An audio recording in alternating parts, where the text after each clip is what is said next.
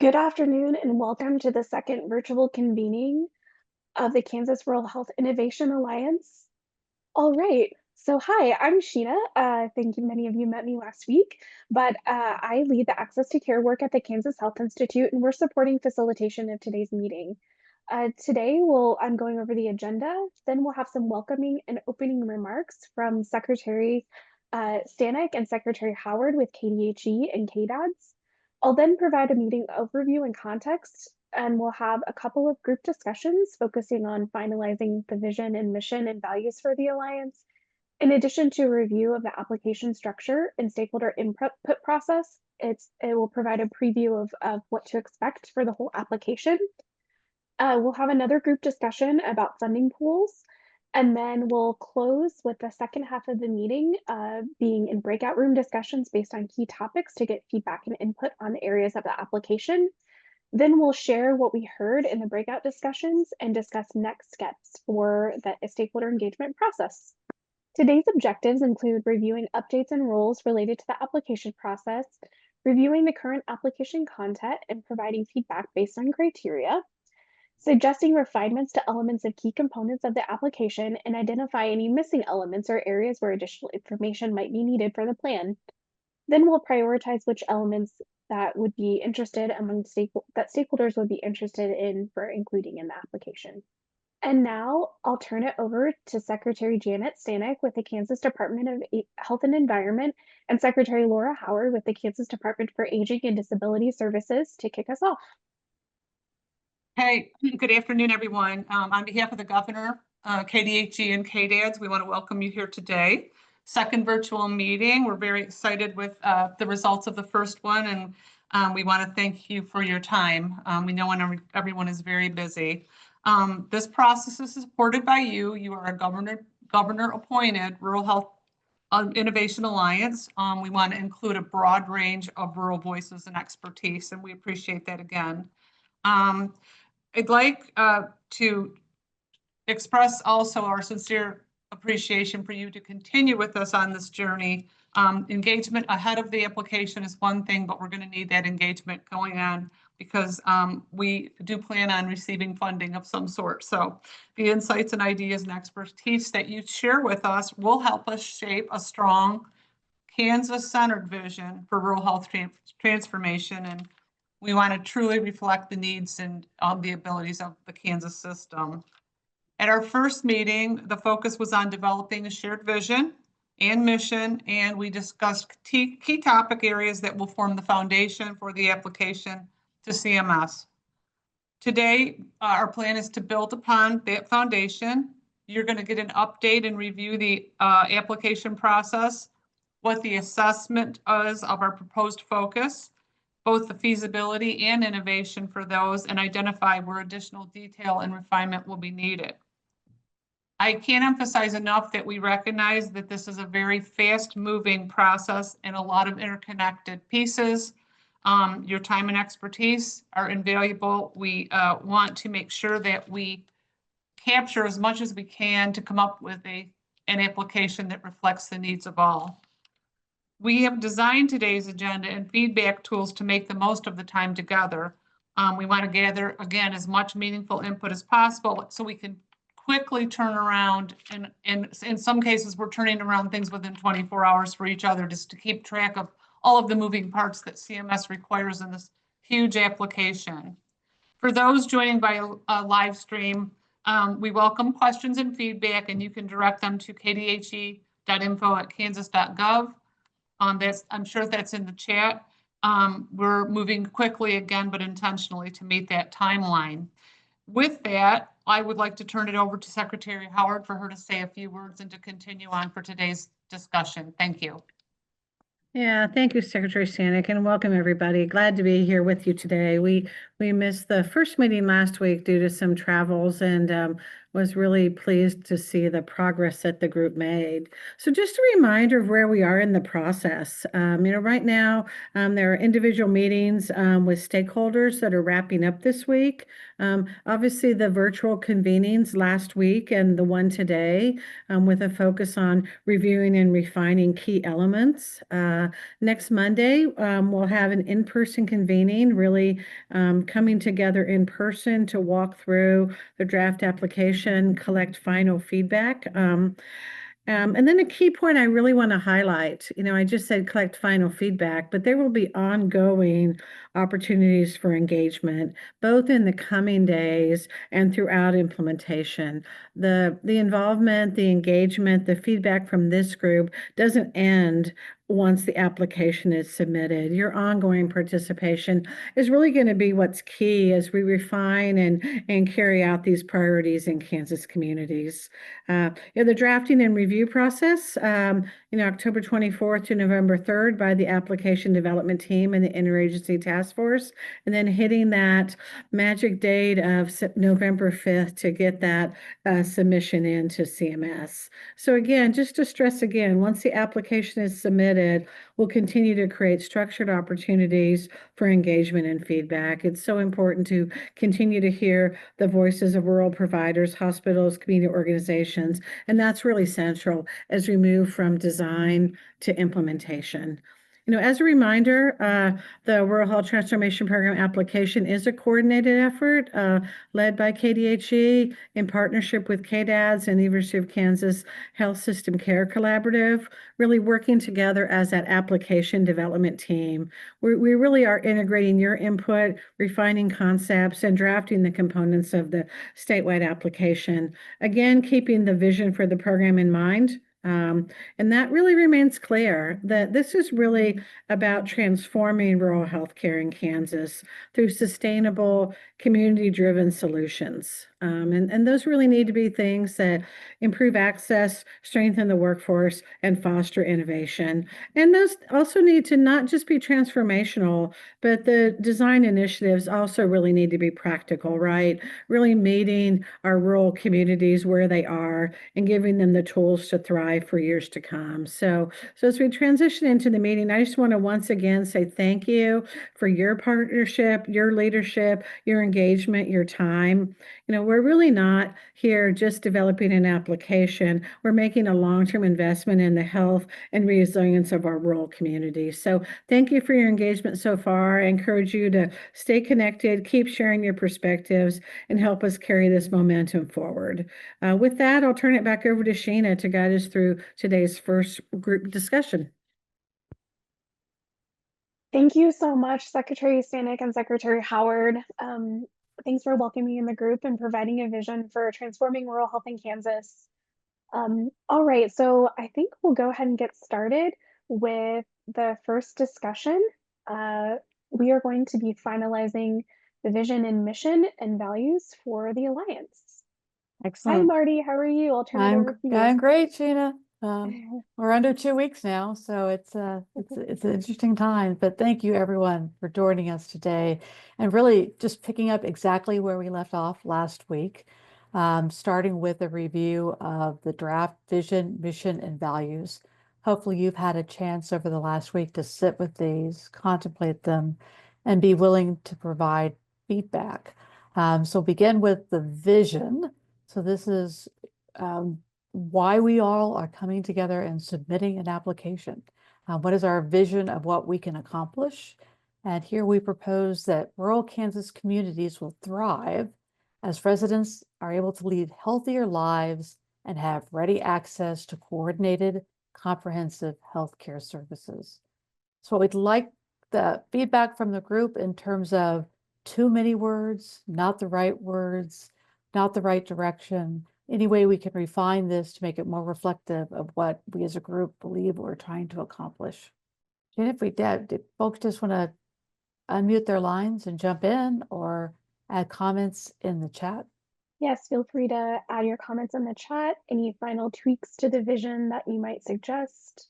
Well, we don't want to cut off discussion. And of course, at any time, you're considering this and identify a way to refine it, please share with us. This is not your one and only opportunity, but let's go ahead and move forward to the mission statement then. So as we discussed last week, this mission statement is derived from the 5 strategic goals that are identified by CMS in the Notice of Funding opportunity. And any good grant writer will tell you that to the extent you can mimic back to the organization that is offering the opportunity, what they identify as priorities, that is certainly helpful to the application. But in this case, it also really paints a broad picture of what we're attempting to accomplish with the mission of this rural health transformation plan. So here we want initiatives that can address preventative health, both primary prevention and secondary prevention. Primary prevention is to keep you just healthy as could be. Secondary prevention is to keep you from getting worse if you have a chronic disease or other condition. In addition to preventative health, we also want to address the root causes of disease. Then we talk about enhancing providers' efficiency and sustainability, our ability to attract and I'll say it right yet, attract and retain a high-skilled healthcare workforce, and spark the growth of innovative care models, and importantly, foster the use of innovative technologies. Again, I believe we emphasized this last week, but we'll go back to it again. Very heavy emphasis in this Notice of Funding opportunity, as well as statements made by CMS officials that technology needs to be a critical component of rural health transformation plans. They see that truly as the future for expanding the capacity and capabilities to serve rural communities, and see this truly as seed money, as venture capital money for communities to make those critical investments to advance technology. Thank you, Marty. There's a comment in the chat. It says quality, coordinated, and comprehensive care. Also, the effectiveness of the system of care practitioners and systems is desirable. Needs a bit of wordsmithing. And this is Kiana. What I was saying needs wordsmithing is my mention, not words. Oh, okay. That makes sense. Thanks for clarifying. Yes. And Kenny, you're going back to the vision The statement, vision. correct? Yeah, can we go Yes, back I to was the vision? sorry, I'm a little slow. Was thinking, yes. So access to high quality, coordinated, comprehensive healthcare services. Is that where you're focusing in that quality comment? Correct, for the quality. And it was mentioned very aptly last time that we convened. Someone said, what about the providers, the practitioners? And so I don't think a vision statement should be long, but I do think the effectiveness of the system of care is important for what it's worth. Thank you. Mm-hmm. Well, focusing on that word healthier kind of does that already. To me, saying healthier lives is more or less, I mean, talking about the quality. Just my thoughts. Any other thoughts or reactions for the vision? Sheena, this is Ed. I just want to convey on the vision. I'm slow too, Kiana. Don't worry, I'm still on the vision. I loved your comments, Kiana. I think the words ready access to coordinated, comprehensive healthcare services are really profound and imply so much. And I just love it. And I think it's just really important. It implies so much. To me, it implies transformation, which I know, Marty, you keep telling us we have to show transformation in this, but I also think it implies we have to have good, stable services too. So I just think that that phrase is really powerful and means a lot. I'm sitting here playing with words, and I think if we went with have ready access to high quality, comma, well coordinated, comma, and comprehensive healthcare services. Does that hit the mark for folks? And again, I appreciate you're looking at this, and if you're like me, it takes a while to get the editing brain going. Sir, additional feedback would be great on this. So, but let's hop back over to the mission statement. And again, the content here is driven by the strategic goals set by CMS. for this overall program. But if we can say that in a more specific manner, if we can give it a Kansas twang, shall we say? If anyone has feedback specifically on this, please share. Murray, this is Chad. Just looking at the mission, it seems like, obviously we touch upon all the key areas that we've heard about during the last meeting, whether it's talking about sustainability, the workforce component, and looking at innovative models and technology. I think it kind of hits all the key buzzwords from my perspective. We really could call this the buzzword statement. I have to admit, Chad, that's kind of its purpose at this point. But all of which buzzwords are critically important. But we are at this, in the drafting of this, truly trying to focus in on where CMS wants us to be focused. I can give you Yes. another minute or so to think it through, and please put your thoughts in the chat, or please verbalize any comments you'd like to share related to the mission. Doug says, I think you can add availability to the description of rural providers, as there's a shortage of providers. Well, I think that would be attract and retain an adequate number of highly skilled. I think, is that where you're going with that comment? Is we're trying to add a quantity component to that attract and retain a high skilled healthcare workforce. Is that, whoever made that comment, I apologize. Is that where you're headed with that? The comment was from Doug, if you're on and want to come off mute. Enhance rural providers' efficiency, sustainability, and availability. Oh, I the think second, I'm please. just trying to make sure we have a focus on improving the quantity of primary care providers in the rural healthcare first. So, and I understand that attract and retain a high skilled healthcare workforce does include that, but workforce is not just providers. Workforce is pretty broad. So, and Doug, as we get into the objectives, you'll see on the workforce component, some work that the Kansas Hospital Association has been doing there. They've really refined it down to focusing on those ratios of primary care to population. And hopefully that drills down specifically on that issue. But again, I will definitely play and try to do some wordsmithing and add that component here because it is critically important. Absolutely.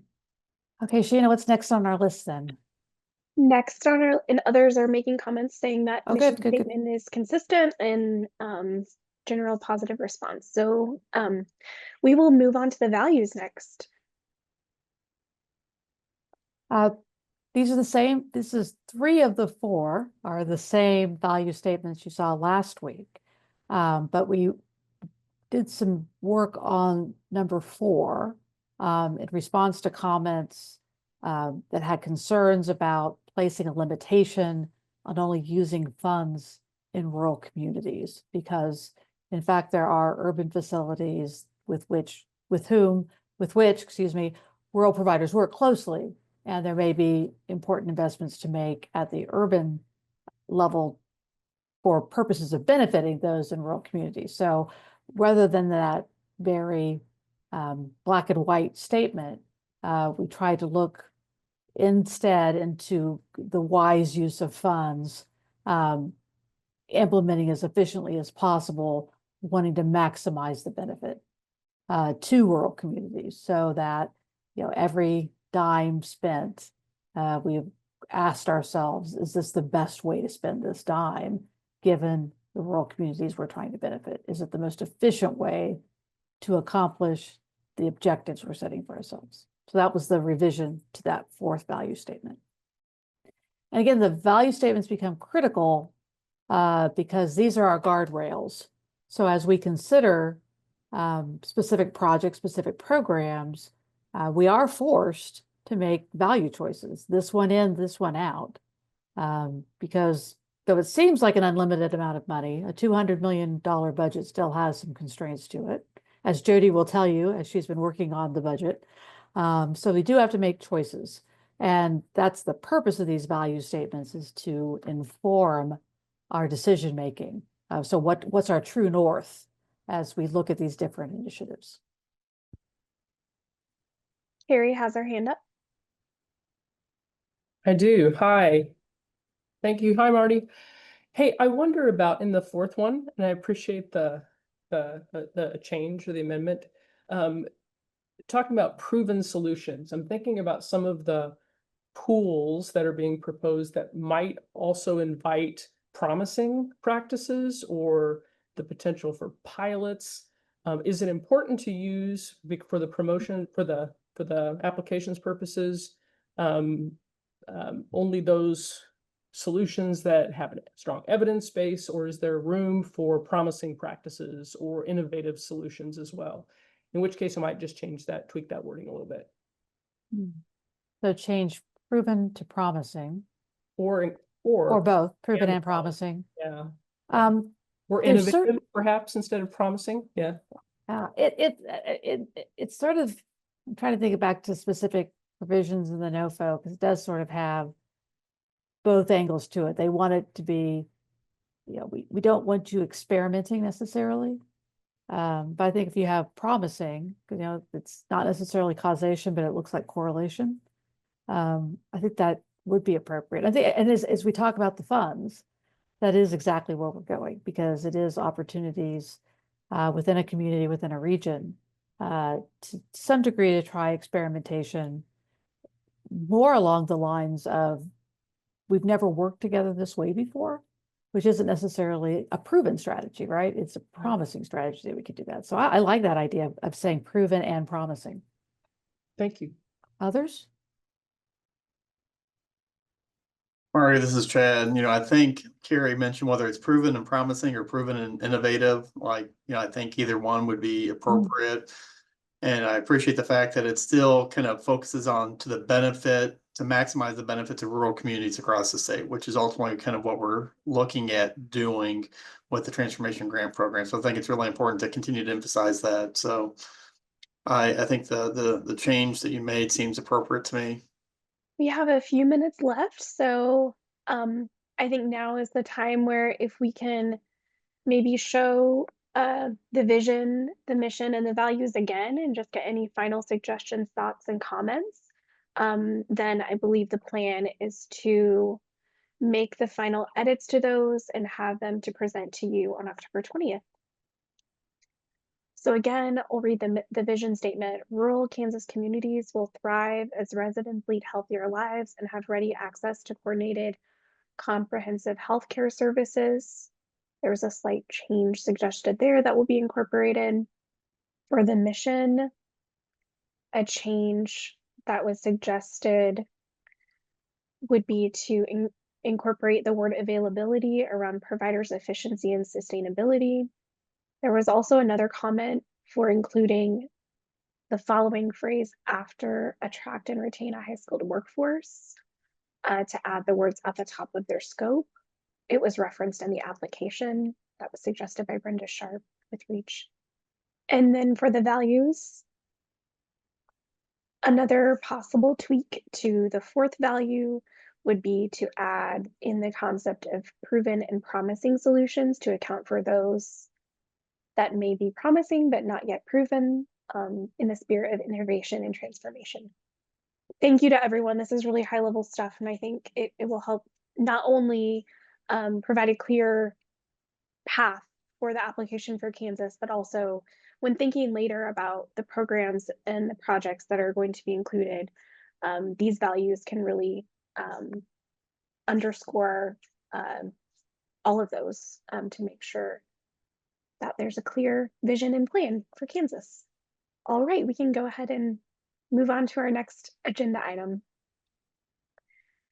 So next up, we're going to spend some time reviewing the application structure. So now is where we get a first preview of what the application is looking like and how it's organized. And so I'll turn it over to Marty for that discussion. Well, sometimes you just have to pick a horse and ride it.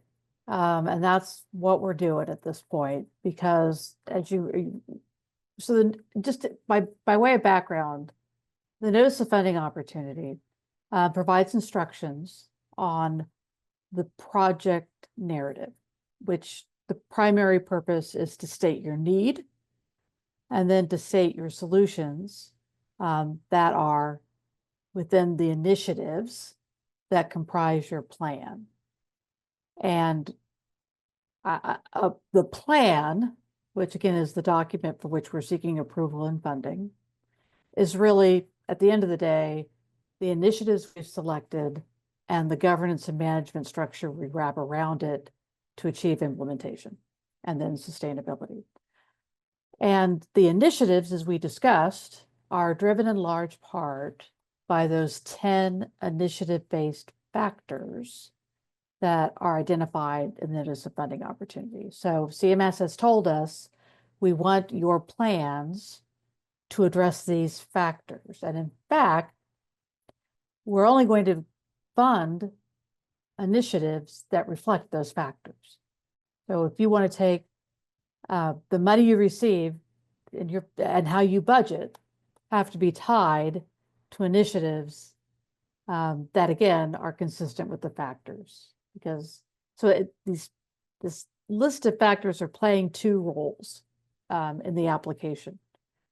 Part of it is, and what we've been really focused in on, is you have to hit the factors, score the points on the factors, because that's going to comprise 35% of your score that determines your workload funding award. Right? We all get the base funding award. It's that workload funding that we're trying to chase, maximize our points to ensure the greatest award possible for our initiatives. But those factors are also effectively providing the parameters of what can be included in the plan, that we have to tie our initiatives back to those factors in each case. So the instructions in the NOFO state how to describe an initiative.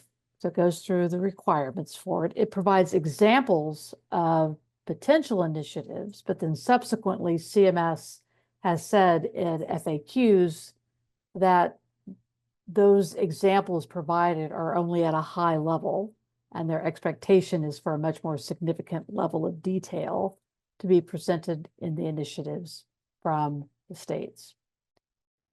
They also say that the goal here is not to have the most initiatives. It's not going to help your score if you have 10 initiatives or 20 initiatives or the like. So as we contemplated how to organize this, how to present the plan in a cohesive fashion, we tried to think, well, what constitutes an initiative? How do you get your hands around that? Is every single proposal and project that people have brought forward, is that an initiative? If that were the case, to use up the budget, we could literally have 50 separate initiatives, which of course becomes difficult to really run a theme through that and tie it together and make it look like a plan. So what we are focusing on is this graphic that you see on the screen, where we start with those 5 strategic priorities that CMS has identified clearly and repeatedly in the notice of funding opportunity and in the webinars that it is sponsored today. So those 5 strategic priorities, as we just discussed, inform our mission statement, but they are also then going to create the objectives for our plan. So for each of the strategic priorities, we're going to define a specific objective the plan intends to achieve. Those objectives lend themselves to initiatives. Right? If I have an objective I want to achieve, I'm going to design an initiative to accomplish that. So that gives us, we have an objective. Here's our initiative. This is what we want to achieve here with the initiative. We define that initiative by the outcomes we want to achieve. So this is where we're now getting down to the level, not necessarily at a metric, not to a reportable metric where we provide a target and a baseline, but we say we know we've achieved our objective through the initiative if we achieve specified outcomes. Okay. How do we get to the outcomes within the initiatives? That is now at the level of programs and projects. These are the component parts of initiatives that become the action plans for implementing the overall plan. You'll see program is at this level. A program may be, for example, I'm trying to think of one, Jody, from the budget, and I'm completely blanking right now. But we have a program level Medicine, under Marty. which one? How about food is medicine? Food is medicine is at a program level. So it's one of the ones that had a project level. It would be preventative care, right? Preventative care is one of the programs that would be under the first objective. And so the projects under preventative care are the very specific interventions that would be pursued as part of the plan. That all looks very confusing in a very a fashion like this. So let's, Sheen, if we go to the next slide and sort of look at how these actually work. And so what we have then are, and this is on 2 slides, correct, Sheena? Right, we've got another slide that's 4 and 5. Yes. Okay, Yeah, that's so correct. so this is to give you a better feel of how this works. So we start with the column on the left is the strategic priorities, copied directly out of the NOFO. So first strategic priority is implement and sustain initiatives that promote preventative health and address the root causes of diseases. That's going to sound really familiar because you just read that in the mission statement. The objective then, how we're going to implement that strategic priority that we propose is realize meaningful reductions in chronic disease rates, as well as avoidable hospitalizations for complications related to chronic disease in rural Kansas. So it's a 2-part objective, right? We're going to reduce disease, the rate of chronic disease, right? Prevent people, keep people healthy, avoid chronic disease. And then for those that have chronic disease, that we're managing them appropriately, and sort of the target metric for that is this idea of avoidable hospitalizations for complications relating to those chronic diseases. So how do you know you've managed a diabetic well? They don't end up they're not hospitalized for complications related to their diabetes because it's being managed appropriately. So then the initiative, what we're going to call the top level initiative that ties back to that strategic priority, is to expand primary and secondary prevention programs in rural communities. So same thing, go to the second strategic priority, which is enhance rural providers' efficiency and sustainability.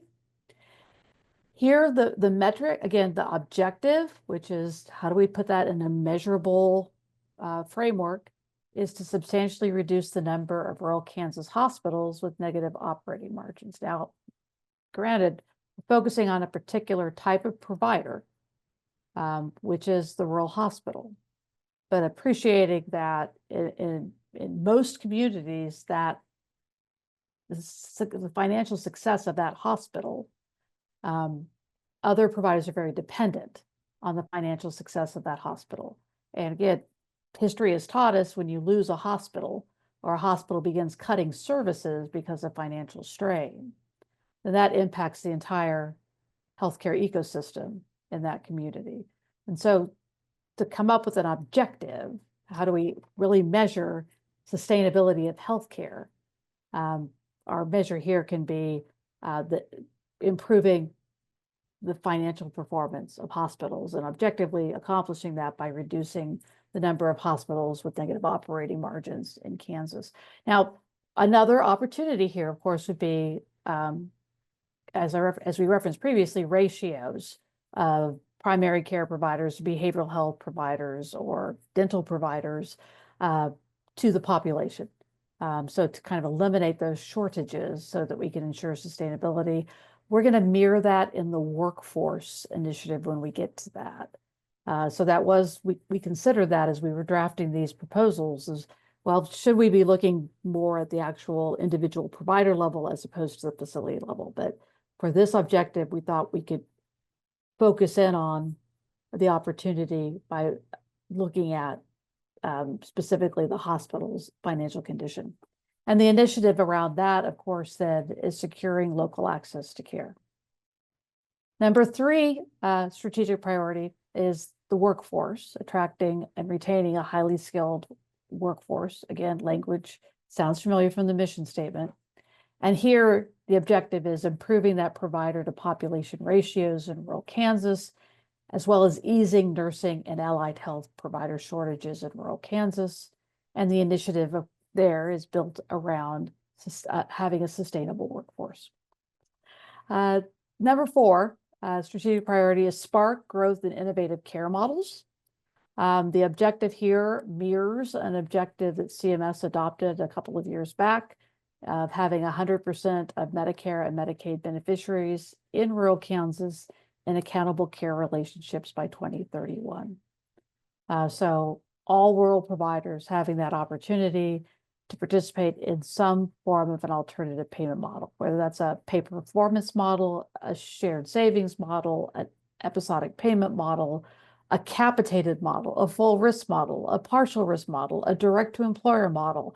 There's a whole range of these accountable care relationships, but what's critically important here is giving folks the capacity to accomplish that. And then number 5 is fostering the use of innovative technologies. And here, kind of crossing the different areas emphasized in the notice of funding opportunity, including data sharing, interoperability, expanded the use of telehealth and remote monitoring, appropriate use of artificial intelligence, and utilization of consumer-facing technologies. And that should sound familiar to you because it's also pulling out from the factors. And here, the initiative would be around harnessing data and technology. So what we end up with through this methodology of priority to objective to initiative is 5 initiatives. And again, those initiatives have under them specific programs and projects to drive the achievement of the outcomes that we've identified. So next up. Thanks, Marty. Before we go through the example, there are a couple comments in the chat I wanted to lift up. Robert Stiles says, will you have multiple objectives within priorities?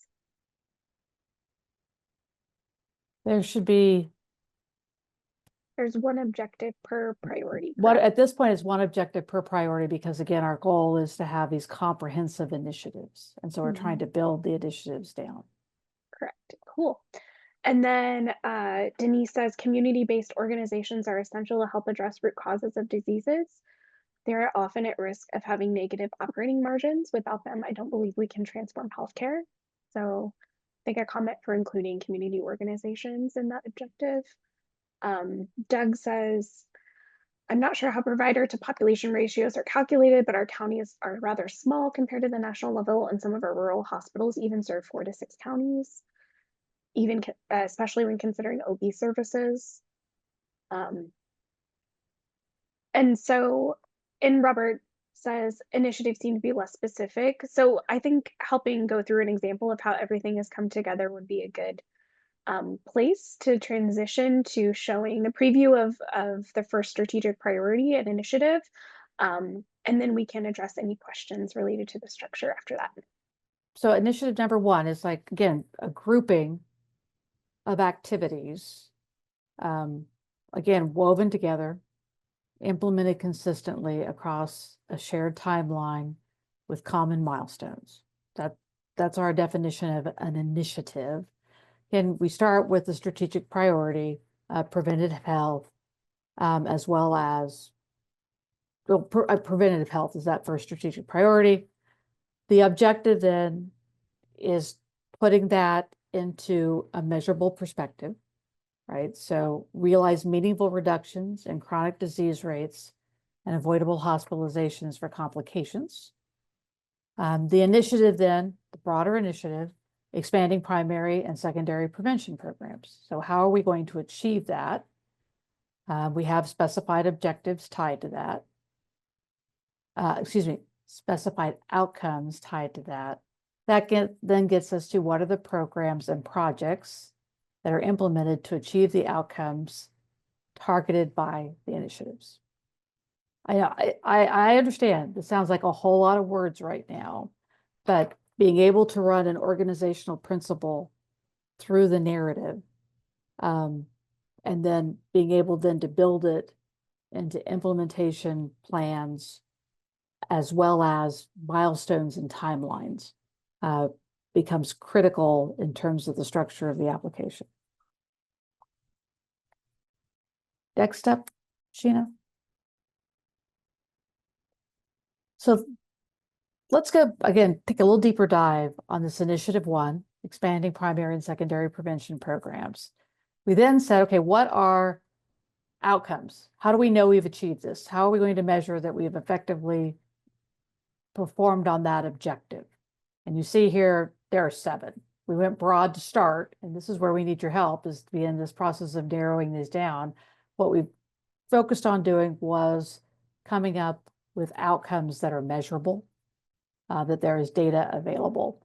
And so these outcomes associated with Initiative 1 are targeting that by 2031, the end of the award period, rural Kansas counties will achieve statistically significant ... We have reductions in chronic disease, specific chronic diseases, reductions in the percentage of adults with fair or poor self-perceived health status. So that's survey data that is regularly available. Similarly, reductions in the percentage of adults who report mental health was not good, 14 or more days per month. Improvements on children's performance on the presidential fitness test, and I'll come back and explain why we selected that one. Reductions in the percentage of adults who smoke, reductions in the rates of avoidable hospitalizations, and reductions in the percentage of individuals reporting low health literacy. So again, the reason we have the outcomes is to say, well, how do we evaluate that we in fact implemented, how do we evaluate the initiative achieved outcomes that are aligned with the strategic priority? And that's where we get to this level. Now, these are not necessarily the metrics we report on. We'll try the metrics to them as best we can, but this is sort of overall, how do we know if we're succeeding under this initiative? A couple of questions come through in the chat related to those. How are objectives different than outcomes? If your objective is the overarching data outcome, is there a reason we're only mentioning mental health in adults? The best ROI for health outcomes is to focus on our children. It's not clear where they fit. So a couple of comments on specifically calling out children in the objectives or in the outcomes. Sorry about that. And absolutely, if there are data points we can utilize for purposes of outcomes, because I mean, an outcome is going to be, it needs to be measurable.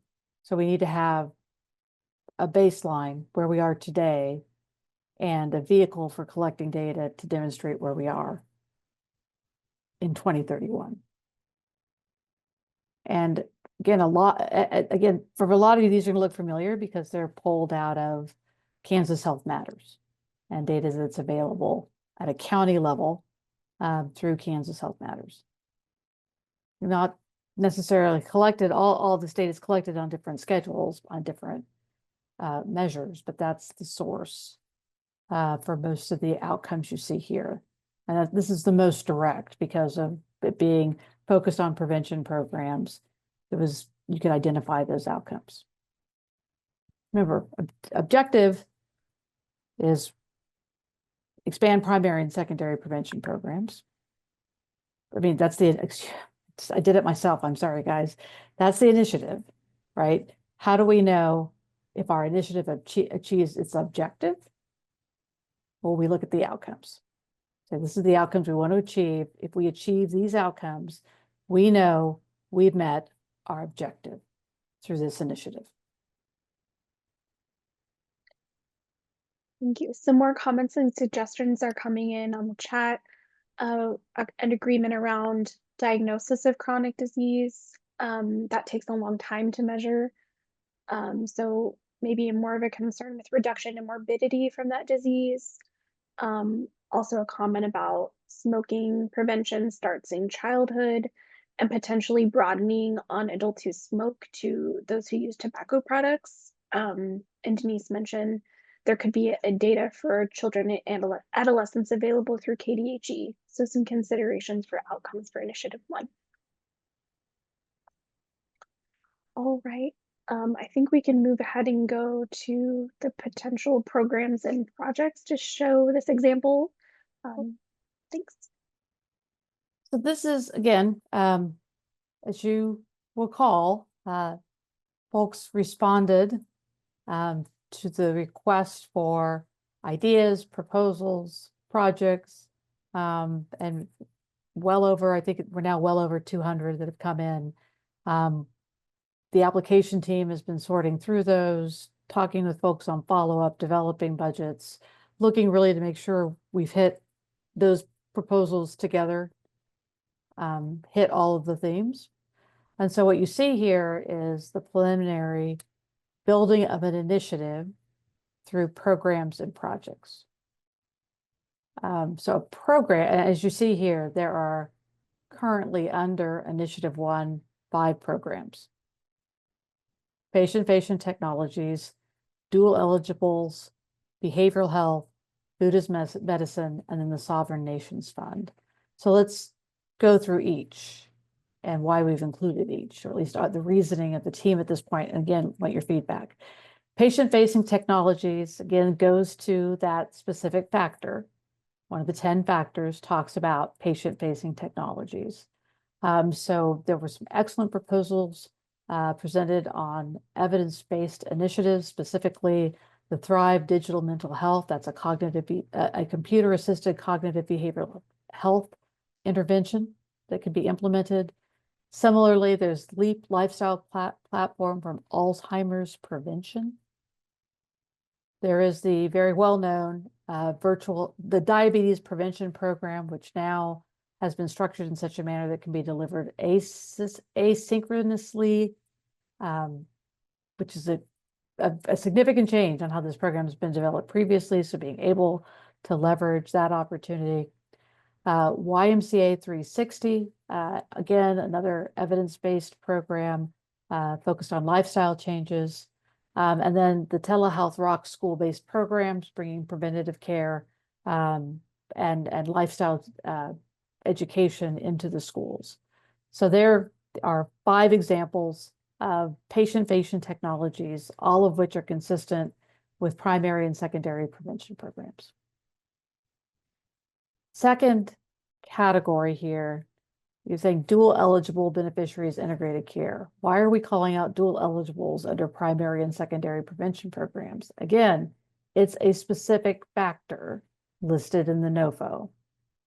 That is what will your state do to address the high costs associated with dual eligibles, folks that Medicare and Medicaid dually eligible, the most expensive individuals in the U.S. healthcare system. CMS wants to push those folks or help those folks get to integrated care. The most common form of integrated care for dual eligibles is the PACE program. Also in Medicare Advantage space, there are plans, probably DSNP is the one most folks are familiar with, which is just a high level of care management services furnished via a Medicare Advantage plan. And so that's the factor we're addressing here. Quickly realizing that PACE is a better step forward than promoting more Medicare Advantage plans. I'll leave that there. We have 2 organizations that have stepped up with a significant interest in expanding the availability of PACE statewide, Bluestem and Midland. And so we have projects that would focus on expanding PACE in different regions of the state. And then for those dual eligible beneficiaries who would remain in traditional Medicare, we would have a project focused on more intensive care management for those individuals, utilizing remote ambient monitoring tools. Talk about one of those proven and promising initiatives. These are coming online. Early research shows they've been very effective with this particular patient population, being able to implement that on a more of a statewide basis to manage that high-cost population. Third program under this initiative focuses in on behavioral health, primary and secondary prevention programs within behavioral health. Here is the CCBHCs being integrated in adult care homes, the emergency department intervention hubs, and assessment and transport of individuals with behavioral health conditions from hospitals by CKF. The 3 projects there. Then there are 2 programs with no specific projects under them. One is the Food as Medicine program that Jody's going to be describing in greater detail.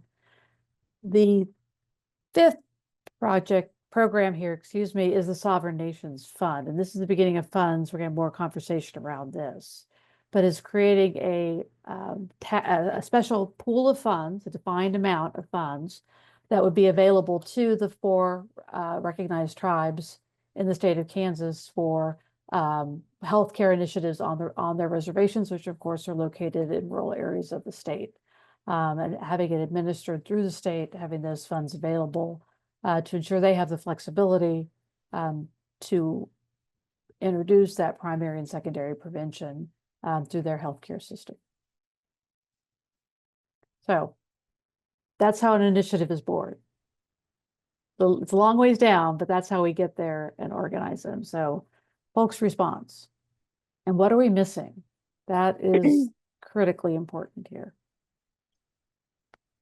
And we do realize this is the first time you're getting a chance to see the structure in an example. So we will have time in our time together on October 20th to review every initiative and the full package as it stands on the 20th.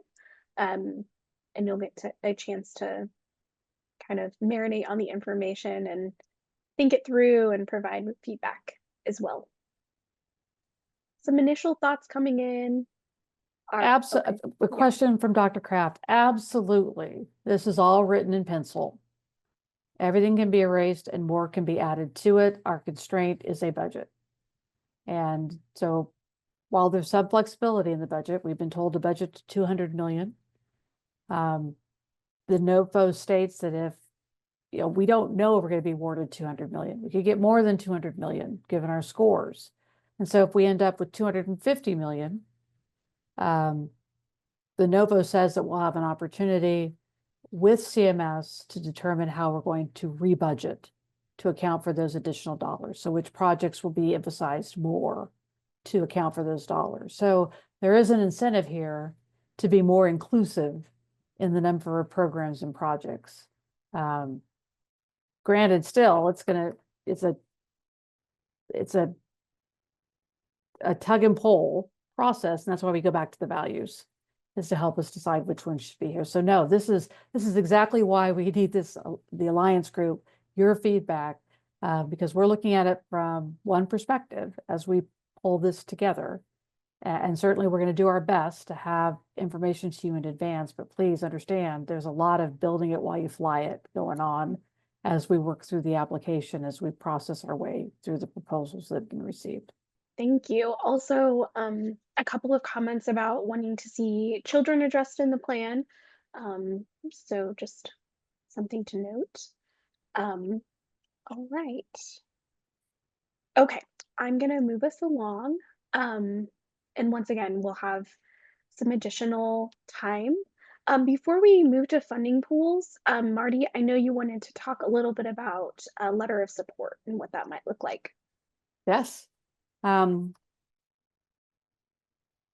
only letter of support that is required in the NOFO is one from the governor, because the submission must come from the governor and the governor must attest to her support for the plan as submitted. But there's certainly room, particularly among stakeholders that have been engaged in this development process, to lend support. And so what we would propose to do, given page constraints, because we only have 35 pages for supplemental materials, and a significant chunk of that is going to be eaten up by the milestone timeline and implementation plan. It's also going to be eaten up by 4 pages of CCBHC addresses that we're required to submit as well. But what we would propose is a single letter from the Alliance with the signatures of an authorized representative of each participating organization. We just started working on the draft of that. We'll certainly share that as soon as it's available with you all. But the ask would be at Monday's meeting, if you are comfortable and willing to sign on to the letter of support, which primarily focuses on the stakeholder engagement process, since that is a key element of the notice of funding opportunity scoring, that would be our ask at the end of the session on Monday. And if there are organizations that are unable to attend in person on Monday, we'd certainly have a process in place to follow up to get signatures. Okay. There's some additional questions in the chat. Thanks for sharing about the letter of support ask. Some questions about projects and where they might fall or considerations to add to the application. Ed has a comment about, to what degree do we need to identify the projects now versus identifying the programs, and then allowing more time for the state to discover the best projects to bring to those programs to fruition. These are all wonderful projects, but I imagine there are also several organizations and projects that exist that just didn't get something submitted on time. And then another question about applications for funds, which we'll talk about next. So. Well, Ed, your question is a perfect lead-in to our next topic, because it's absolutely true. There are a number of proposals submitted that sort of grouped themselves around certain topics. And given limited information submitted, because the submissions, we weren't requesting a 20-page detailed explanation on those, but we have general descriptions, we have general budgets and the like, and we came to an appreciation, the application development team, that in these areas, which really aren't truly statewide initiatives, they don't require that level of coordination. Let's, as part of these initiatives, create programs that are funding pools, and that there would be effectively a grant program. Is there be a certain amount dedicated each year to those pools, mainly front-loaded because of how these programs roll out. We'll front-load most of those opportunities. And let's use defined criteria, approved criteria, have proposals submitted, and then have those appropriately vetted, funded, and then have, of course, reporting requirements associated with them. So at this point, let's review the funding pools we've identified. And they, again, are going to cross multiple initiatives. So we've just discussed the Sovereign Nations funding pool, which would go to both initiatives 1 and 2. Regional strategic partnerships. Number of proposals submitted about either existing networks wanting to expand the services they provide, hospitals within a region saying, hey, we want to develop a shared service line, we want to develop shared back office services. It'd be a hospital saying, hey, we've got a great readmission reduction program that we want to help other hospitals adopt. These types of regional strategic partnerships, that would be one of these funding pools. And the thought here is to, of course, leverage good structure where good structure exists. And our friends at Grant Makers in Health potentially could be the folks who would administer this pool, both with stakeholder input, create the criteria, receive applications, score the applications, work with the state to distribute the funds, and then provide ongoing technical assistance as appropriate.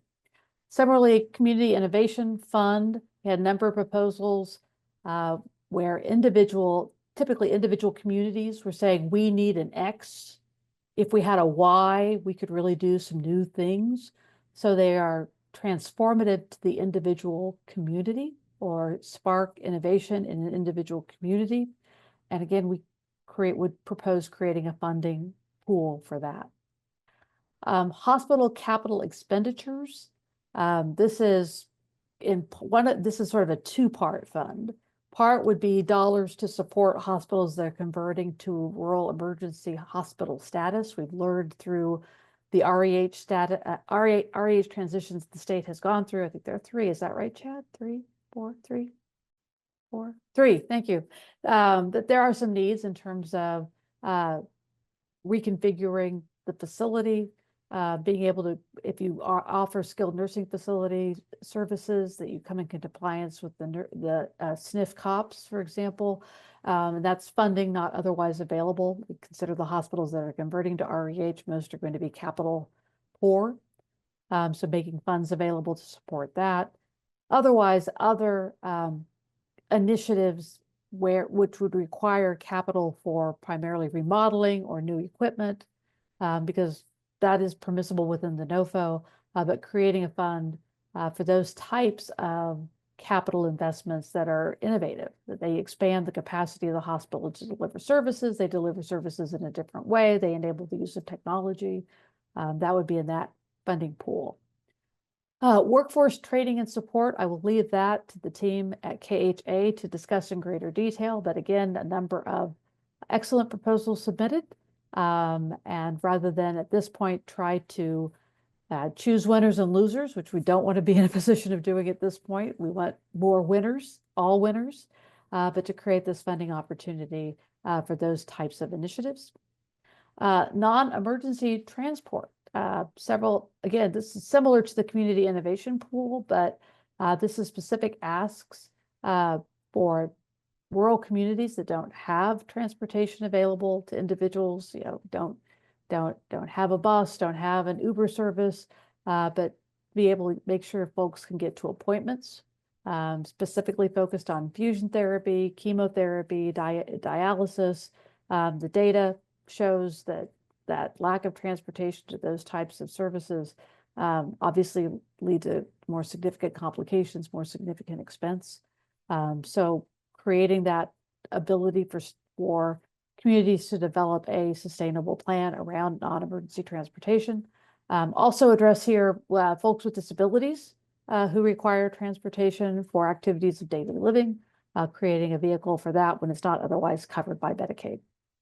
And then the technology adoption supports projects.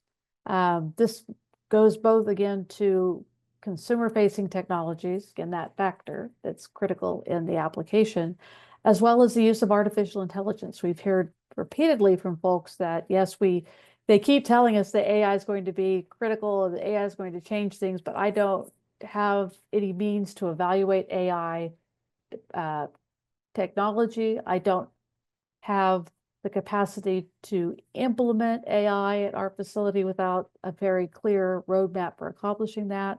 The purpose of these projects would be to have a team of experts convene, do that vetting, kind of the good housekeeping seal, that then rural providers would be able to leverage that information. Those experts would also develop those implementation roadmaps, and then dollars would be available for the rural providers to implement those solutions. So those are the working program funds.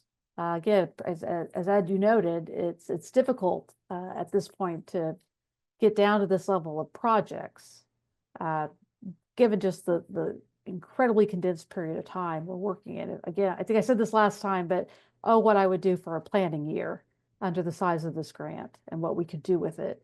But we are instead building it as we apply it. And so this is our partial solution. It's not necessarily a point winner for purposes of the application, but it's the right thing to do to really foster innovation. So under each of the initiatives, our goal has been to have one true, strong statewide project that matches, that will cross several factors, but then also, as you see, create these funds within that initiative as well. There. So this is our breakout, right? Sheena, is this where we go from here? Not quite. We're gonna have a Oh. discussion about about the funding pools, and then we're gonna go into breakouts. Okay, I promise got to it. get us into breakouts by 3:15. So we'll play Okay. a little catch up. It's a lot of information. So, all right, we can go ahead and go to the next slide. All right. So we did have an initial breakout discussion during the last meeting about potential program funds. We asked about guiding principles. So what are principles that could guide the funds? What should the structure, criteria, and outcomes be related to the funds? And what are some potential projects and partnerships that would be important to consider for the funds, which you can see reflected in some of the examples Marty just shared.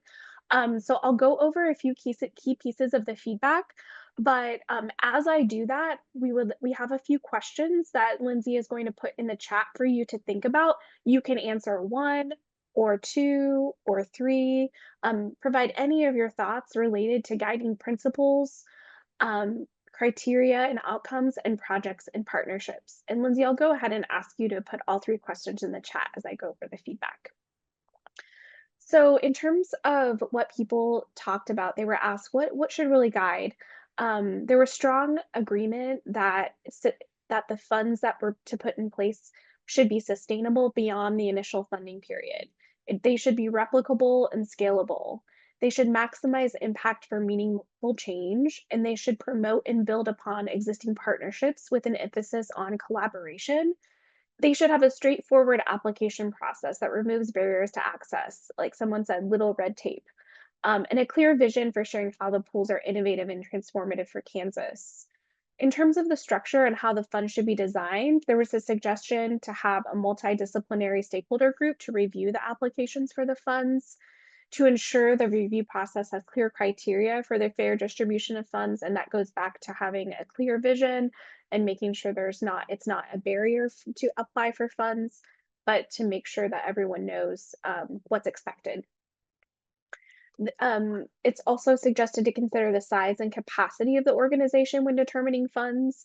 And so whether that's their ability and capacity to apply, or what is awarded, the capacity to distribute the dollars. Provide incentives or require collaboration between sectors as a condition of funding. So this is thought was consider match resources or requiring match from other organizations. Maybe it doesn't have to be money, but some sort of resources to indicate buy-in. Expecting realistic outcomes for the funding period that would apply. In many cases, I believe it's a 1-year funding period at a time. And then in order to measure outcomes, leveraging data already collected to be reported by applicants when possible. And that could alleviate some burdens on data collection and reporting. Some projects and partnerships discussed were opportunities to infuse healthcare into other existing systems like jails and courts, projects to extend shared services, bridge funds to other delivery systems like rural emergency hospitals, behavioral health integration, which was mentioned, and is there consideration around regional funds or regional partnerships as it relates to funds? So that's in a nutshell what was discussed in the breakout. So if you have any other thoughts on the previous discussion or the questions that were posed in the chat, we can go ahead and hear from folks now. And they can share thoughts. Please share your thoughts off mute or in the chat about your initial reactions about the funds. Denise says, I'm not sure this has already been considered. If not, encourage looking at an integrated referral system between community-based public health programs and clinical care. There's a well-used referral system, IRIS, and there are existing and well-tested referral systems that can easily be integrated into electronic health records. Any other thoughts about what might be missing? What criteria should inform the funds? Robert says, in addition to Denise's comment, community-based organizations that impact social drivers of health. So social service organizations, etc. We have about 1 more minute, so if you want to review and continue to think and answer the questions. A comment from Carrie, is it anticipated that organizations would apply for and receive funding from these pools in year 1, or would there be ramp up time? Good question. Remember, we have to spend any funds that are received in year 1 by October 31st, 2027. So we will get those funds out the door. In fact, as we're thinking through the 5-year budget, as Marty said, because other programs ramp up over the 5 years, it's important actually for us to get the money out the door, starting in year 1 and 2, from strictly a budget perspective. So absolutely front loading the funds in the first few years. All right, thank you so much, and thanks, Jody. Ed says, what is the range in monetary awards from these funds? Currently, the range, and again, this is a very preliminary budget, because obviously all this stakeholder input then changes the emphasis under the initiatives, which then changes the programs and impacts the budget. But preliminarily, the funds range from $2 million a year for 3 years to $12 million a year for 3 years. Jody, real quick, that's super helpful. Do you all have do you imagine what the size of these actual grants would be to organizations or communities that would be receiving these funds? I'm trying to get my arms around, are these $10,000 micro grants? Are these are they $350,000 grants? Are they $1 million grants going to a community or to an organization? It just affects how I think about some of the questions. And if you don't have an answer right now, that's okay too. Totally understand. Well, I can tell you the thinking currently as we're developing the budget is that would be reflected on the impact of the application itself. So some of the regional partnerships coming in are supporting a region of 12 or 14 counties, which would require, a significant multi-million-dollar investment. Some of them are, I need a mobile clinic to take my rural health clinic and meet the needs of my communities that are further out and don't have transportation to get into our county seat. And so it would, from what we're envisioning, it would vary, not with a hard and fast dollar figure, but would vary by the impact of what's been proposed, which would be up to the multi-stakeholder group who is providing input to the selection to determine the level of funding appropriate given the impact of the program. Now, Dr. Mosier, Marty, anything you would add to that? I just want to note Brenda Sharp's question, what would be the role for grant makers in health? And Brenda, our model is Sunflower's work on the opioid settlement, and having your expertise, all of the grant makers' expertise in running these types of programs, administering these types of programs, rather than, of course, reinventing the wheel. We would take the excellent wheel that already exists and leverage that. And certainly, of course, as I think we've mentioned previously, 10% of this award is allowed for administrative overhead and services. So it would not be without proper compensation for doing that work. Thanks, Marty. This is Brenda. I just wanted to clarify that Kansas, I'm sorry, I don't know what's going on there. That was weird.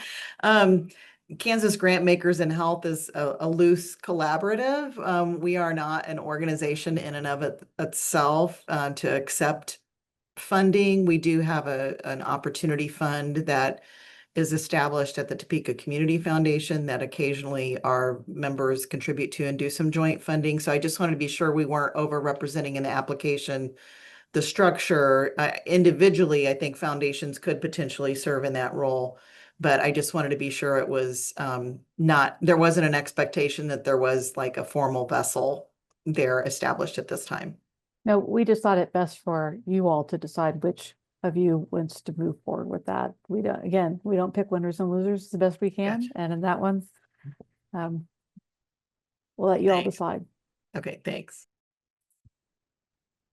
Okay, I did want to note that we will summarize the notes from the previous group discussions and the key questions and comments that were raised, so that I can move us on to breakouts and we can share any responses and how that input was taken into account following the meeting. But in order to move us along and to get to the engagement, the more detailed engagement, I'm gonna do a breakout group preview. So preview what the breakout discussions are gonna look like today. We are going to go into 3 breakout discussion rooms today. 1 is focused on workforce, 2 is focused on food as medicine, and 3 is focused on EMS. So now that you know a little bit about the structure, we're really going to be looking at the program and project level. And so you'll have a member of the application team or stakeholders that have been working on each of these topics for the purposes of the application, to give you a little bit of context and how that particular topic area is coming together and showing up in the plan. And then you'll have an opportunity to provide some feedback on those particular items. And so, in order to catch up a little bit, I'll ask our presenters to keep it to 5 to 7 minutes so we have some additional time for discussion. We will be using Padlet again for the discussion, and facilitators are there to help take notes on the Padlet for you. You can share your thoughts in the chat or come off mute. You do not have to use the Padlet tool, but our facilitators will be taking notes and they'll be capturing comments on the Padlet for the quick turnaround to the application team so that they can capture your input as they're finalizing the application draft. And as a reminder, you'll have an application development team member and a facilitator and note taker at KHI so you can have maximum engagement opportunities. So we really appreciate your input and thoughtful discussion, and we'll go ahead and open the breakout rooms now. And let me introduce Jaren Caffrey and Jennifer Finley from HealthWorks. They're going to be giving us a kind of an overview of some of the themes that they've discovered in workforce. So I'll turn things over to you. Great. Well, I'm going to start things off if you want to go to the next slide. Just a quick overview. We appreciate all of you coming to give us some feedback. We had around 100 proposals that we reviewed, all that had some kind of connection to workforce. We were able to narrow that down specifically to around 87 ideas that we've tried to categorize, combine, and put into this process in some way. A couple of things that I want to say up front is that there's no pride in authorship here. These are simply Jaren and I trying our hardest to put everything together and to lift up ideas that we think are doable and realistic in the timeframes that we have to accomplish work. Important to note, because we had lots of proposals that asks for this, salary support is extremely difficult for us to provide. We can't hire providers. We can't put necessarily bodies in places. And so that is something that we had to kind of exclude specifically from the projects that we are talking about. However, for those projects that talked about maybe sharing physicians or other kinds of providers among communities, I would encourage folks to look at the Regional Strategic Partnerships Fund, because I do think there's some opportunities under that fund to do some of that kind of work, but we could not do that work specifically under the workforce bucket. The other thing is anytime that workforce money would be given to specific individuals, the NOFO specifically tells us that there is a requirement for a 5-year commitment for those folks to continue to work and roll. So we have to think about that again from a practical manner. And sometimes there might be desires to give money straight to individuals, but we don't want to do that because we don't want to find ourselves in that predicament of maybe not being able to fulfill those requirements. So in all of the proposals or ideas that we looked at, we have come up with 5 major areas, which we would now call programs based on what Marty taught us earlier. So 5 programs under workforce: career exploration, education and training, physician pipeline, recruitment and retention, and well-being. We're going to give you a very quick high-level overview of each one of these. So let's look at career exploration. That's our next slide. So a couple of activities under here. So these would be the projects that we would have under this program, exploring new and supporting the expansion of the existing CTE pathway program in K-12 education. So how do we get kids more excited about health careers? We put more programs in high schools and start talking about it early. Providing stipends to healthcare organizations to support high school certification programs or pre-apprenticeship programs. So actually taking kids into the organizations, getting them training while they're still in school. Expanding Kansas HOSA, Future Health Professionals Program. If you're not familiar with HOSA, it is the high school version of FFA for healthcare. So it's a club that kids join. They do a variety of different activities. So we want to expand the number of chapters, add to their curriculum healthcare careers that maybe they don't currently focus on, and create more experiences for the students involved in that activity. So we do have chapters across the state, but we certainly have room to grow and to expand the things they're doing. And then hosting a series of what we would call regional career expos. This is building off a model that's happened in different parts of the state over time, where we're bringing kids together for hands-on experience around different kinds of healthcare careers. They would be regional, lots of opportunity to kind of build that out. So Jaron, I'm going to kick it to you next to give the kind of the overview in education and training. Yeah, thank you, Jennifer. So a lot on this slide, and we're going to fly through it quickly here. But under education and training, a wide bucket. First off there, increasing access to allied health degree and certification programs. It's no secret that several regions of our state do not have access to certain program offerings, whether that's from a post-secondary institution or other training source. And it can be very challenging for someone to further their education when they have a job and then have to try to find a way to get that education.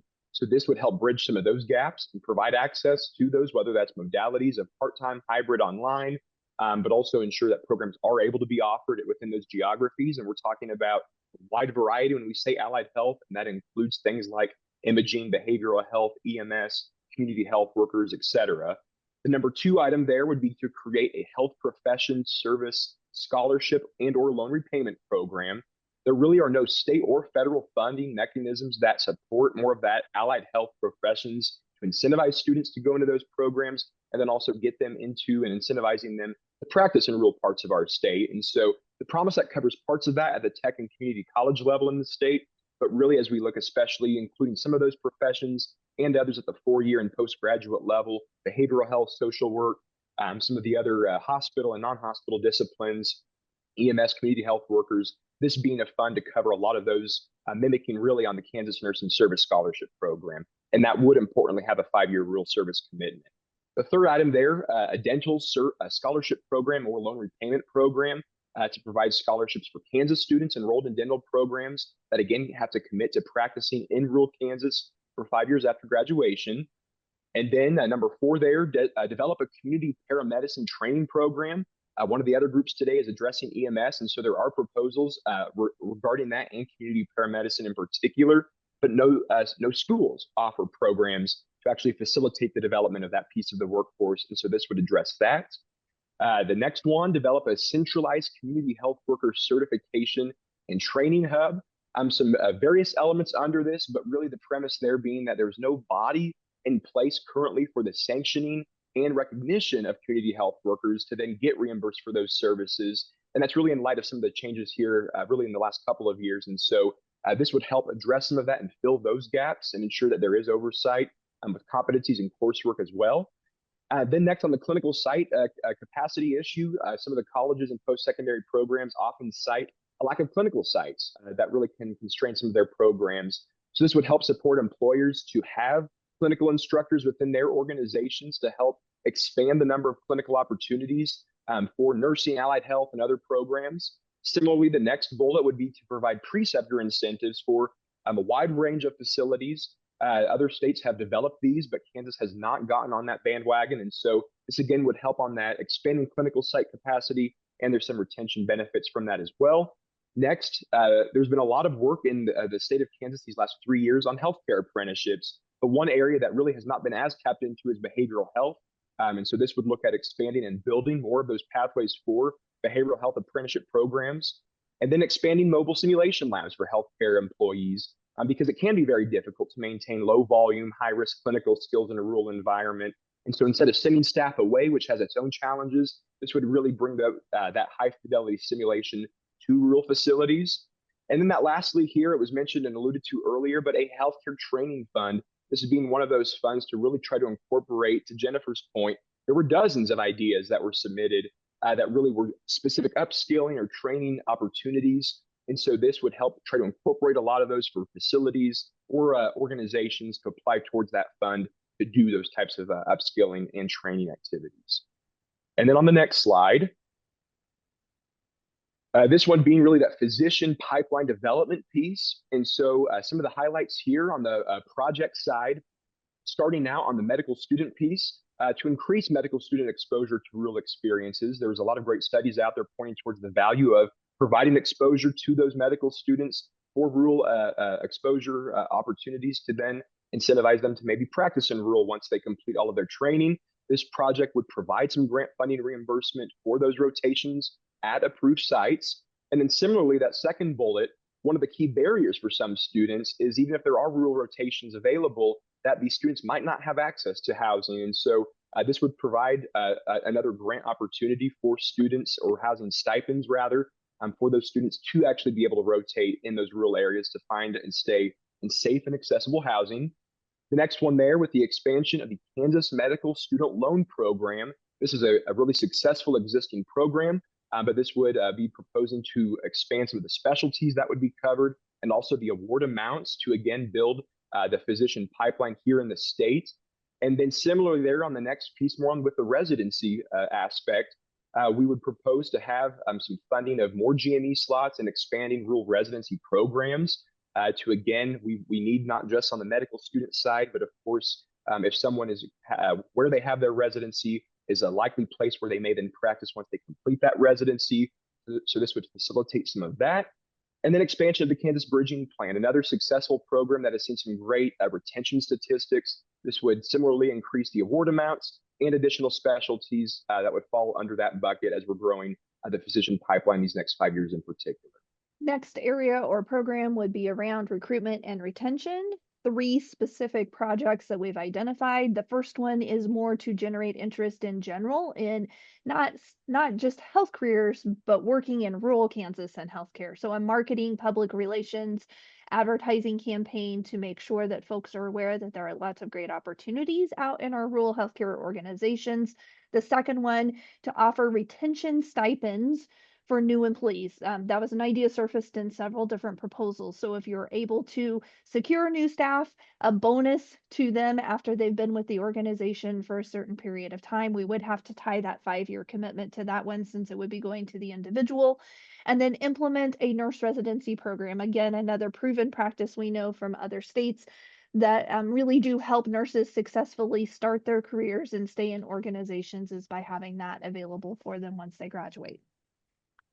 And then another program area that really goes hand in hand with recruitment and retention is well-being. But we wanted to call that out specifically because, again, we've read the NOFO, we've looked at all the different things that they talked about under workforce, and this was an area that they highlighted. We know there are high rates of burnout and fatigue among all healthcare workers. So providing some strategies or projects that can help address that. So providing tools and resources to promote healthcare worker well-being. Lots of great opportunities out there that have already been used that are evidence-based that we know work. And then secondly, creating an annual statewide wellness summit that would focus on all aspects of wellness, but be very specific to healthcare employees. So we'd be talking mental wellness, physical wellness, financial wellness, all components of what we know go into making a happy, healthy employee, and that feeds then into the overall retention of our healthcare workforce.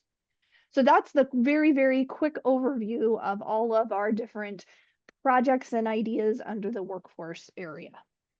Thank you, Jennifer, and thank you, Jaren. Beth's got her hand up. Beth, do you want to come off mute and ask your question? Yeah, I think I am a KMSL and a bridging program recipient.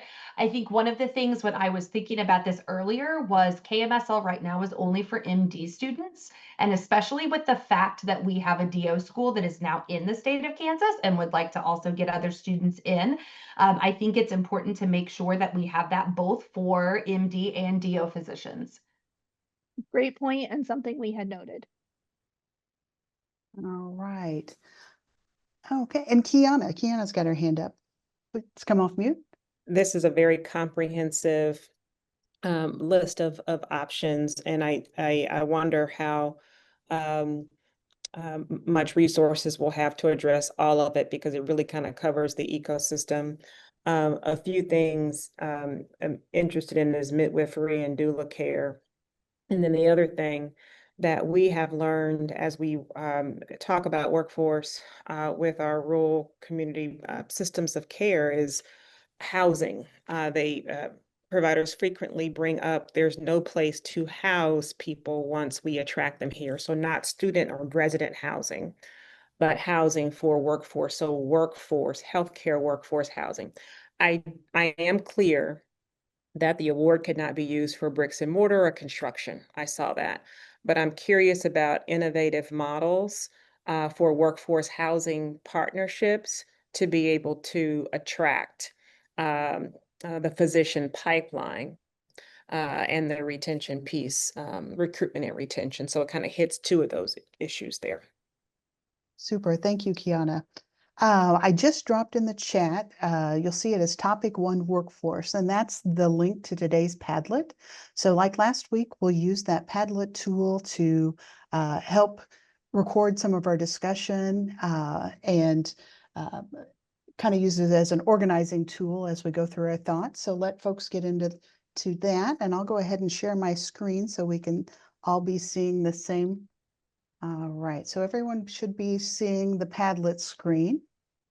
All right, is that what everyone's seeing? Mm-hmm. Yeah. Perfect. Okay, so just like last time, if you are new to Padlet or don't have logged into your account, it gives you a funny name. And so for purposes of helping me facilitate and others identify your ideas, go ahead and change your name just by clicking on the icon it gave you and change your name. But if you're logged in, you're already set up. Like last time, we've got different columns for tiles of things we're going to walk through today, as we've got lots of information, lots of potential projects.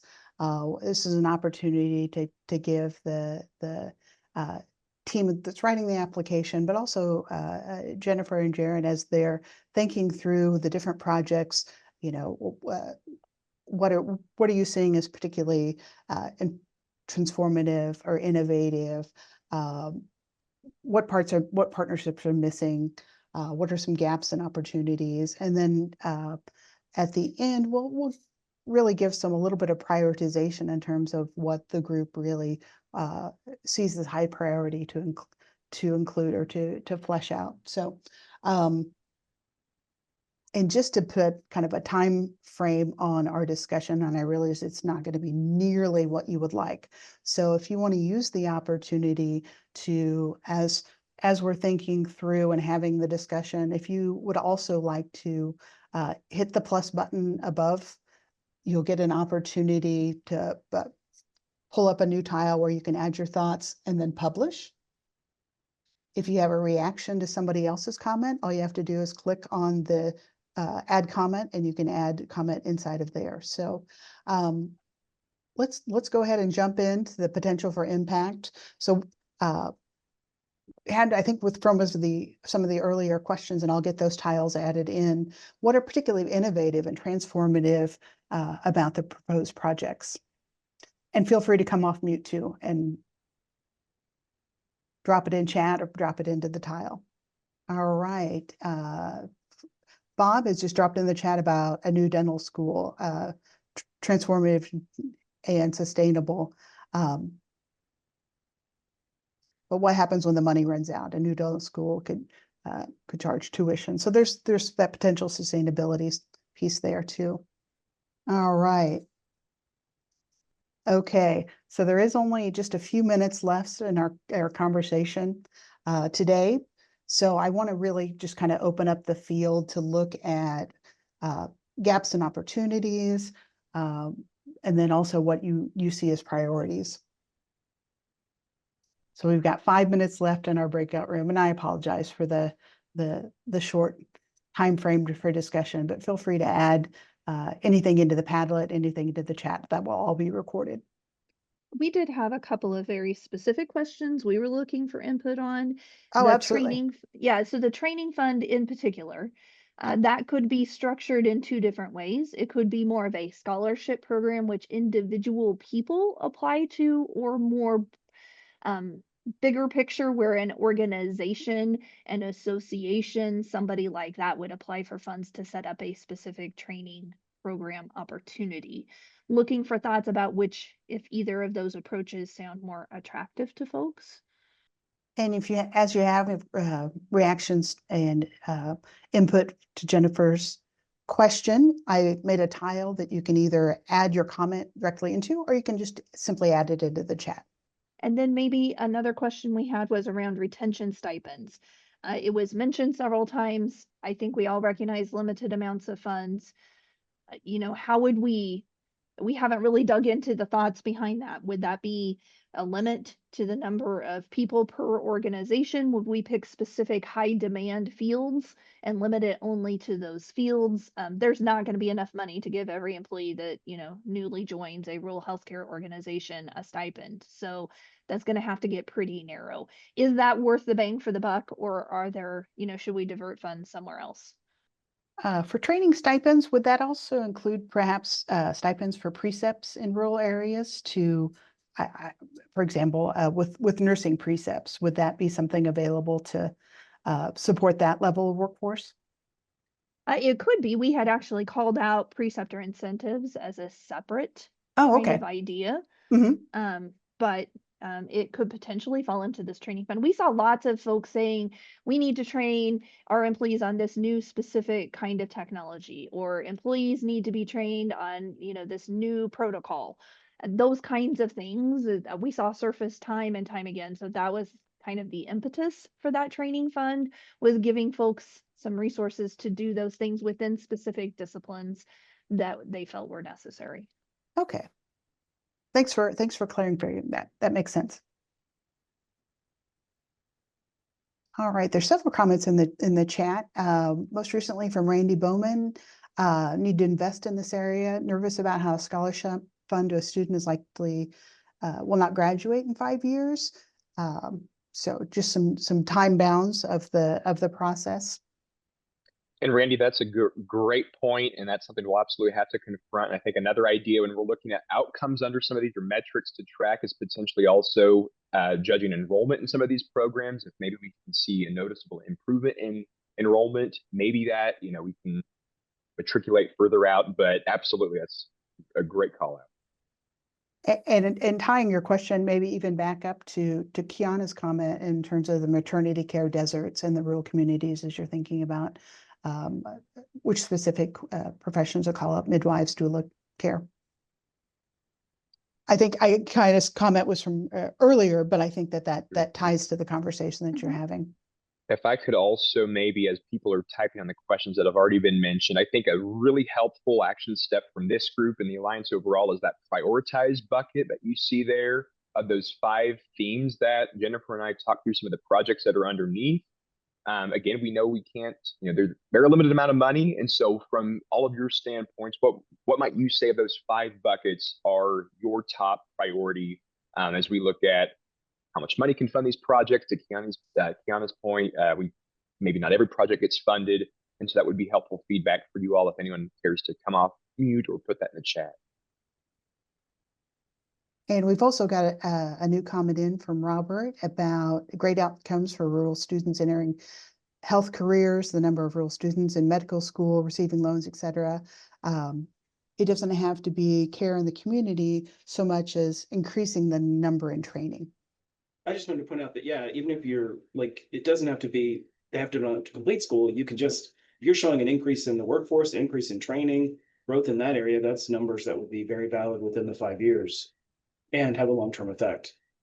I think we have to put a big picture lens on this one when we think about transformative, is allowing our organizations to then do other transformative things when they don't have the bandwidth, the people to do the work.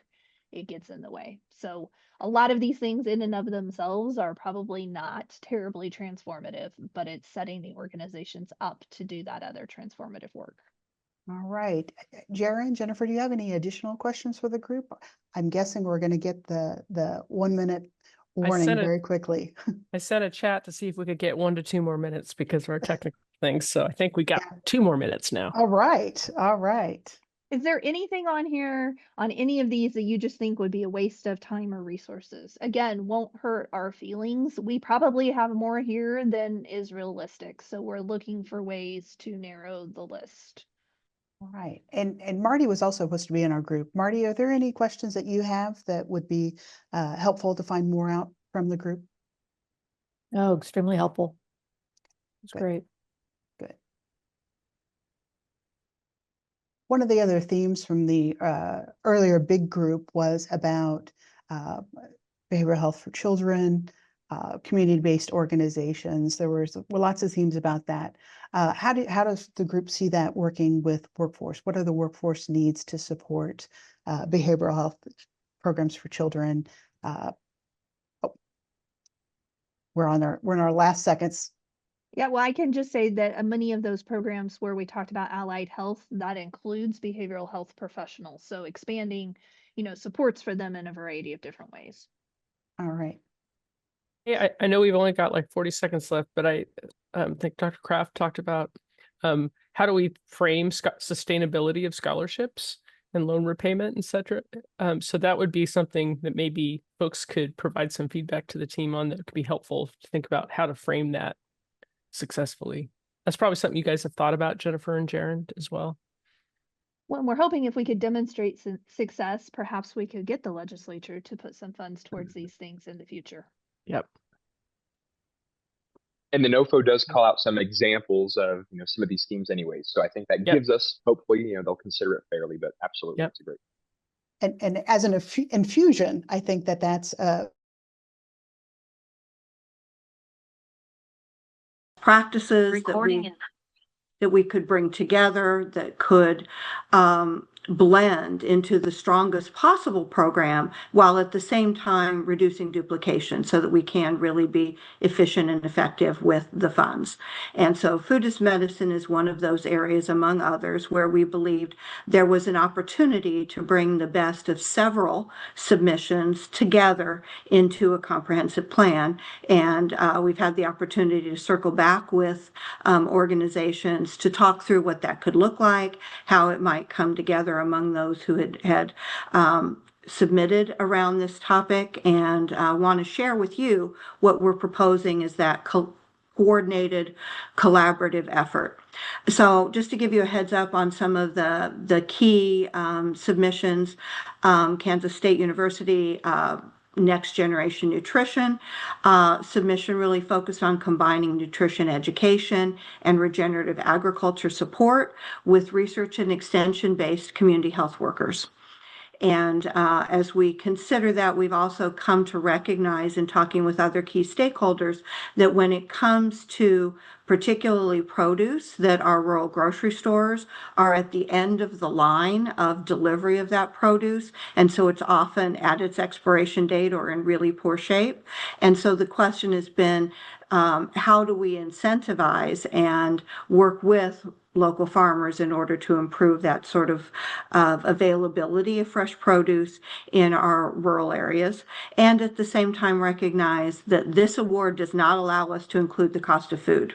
That has come out in a frequently asked question. And so we do have to consider how can we make use of what resources are available and what options do we have moving forward. Sunflower Health Foundation has had some very research-based experience in working with a group of federally qualified health centers and was proposing to engage both rural FQHCs and RHCs in the produce prescriptions, medically tailored meals, with the concept of embedding community health workers in primary care clinics, along with provider-based incentives. The CARE Collaborative has been doing some work exploring a Fresh RX model that has demonstrated some success in Oklahoma. It focuses on diabetics, pre-diabetics, those with hypertension, and how to improve clinical measures while reducing total cost of care. I will say that model, a group of us did present that model to Secretary Kennedy's Chief of Staff and a team there, and we've received some follow-up questions from the Center for Medicare and Medicaid Innovation around that, and there is a piece of legislation being drafted from a congressman in Texas that would flow along the lines of that model.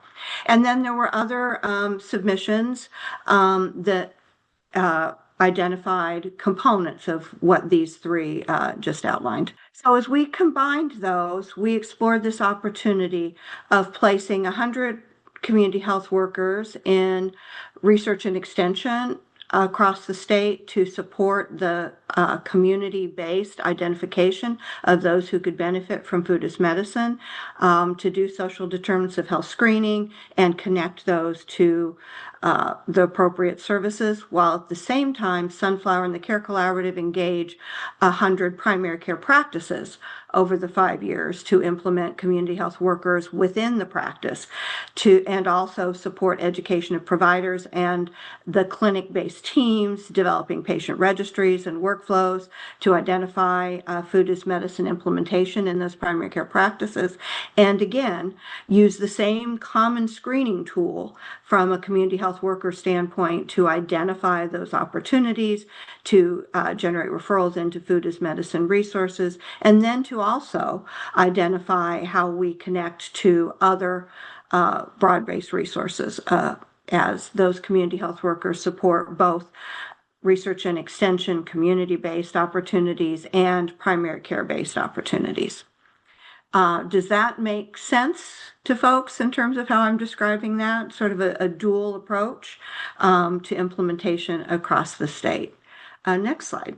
So in terms of additional recommendations of how we might then continue to work collaboratively in this area of food as medicine, we would recommend establishment of an implementation work group that would coordinate activities and efforts across this effort, to finalize common definitions for reporting metrics, because as Marty emphasized, we do need a common set of reporting metrics, and each of those submissions did have a little different take on what reporting would look like, and we would finalize those metrics.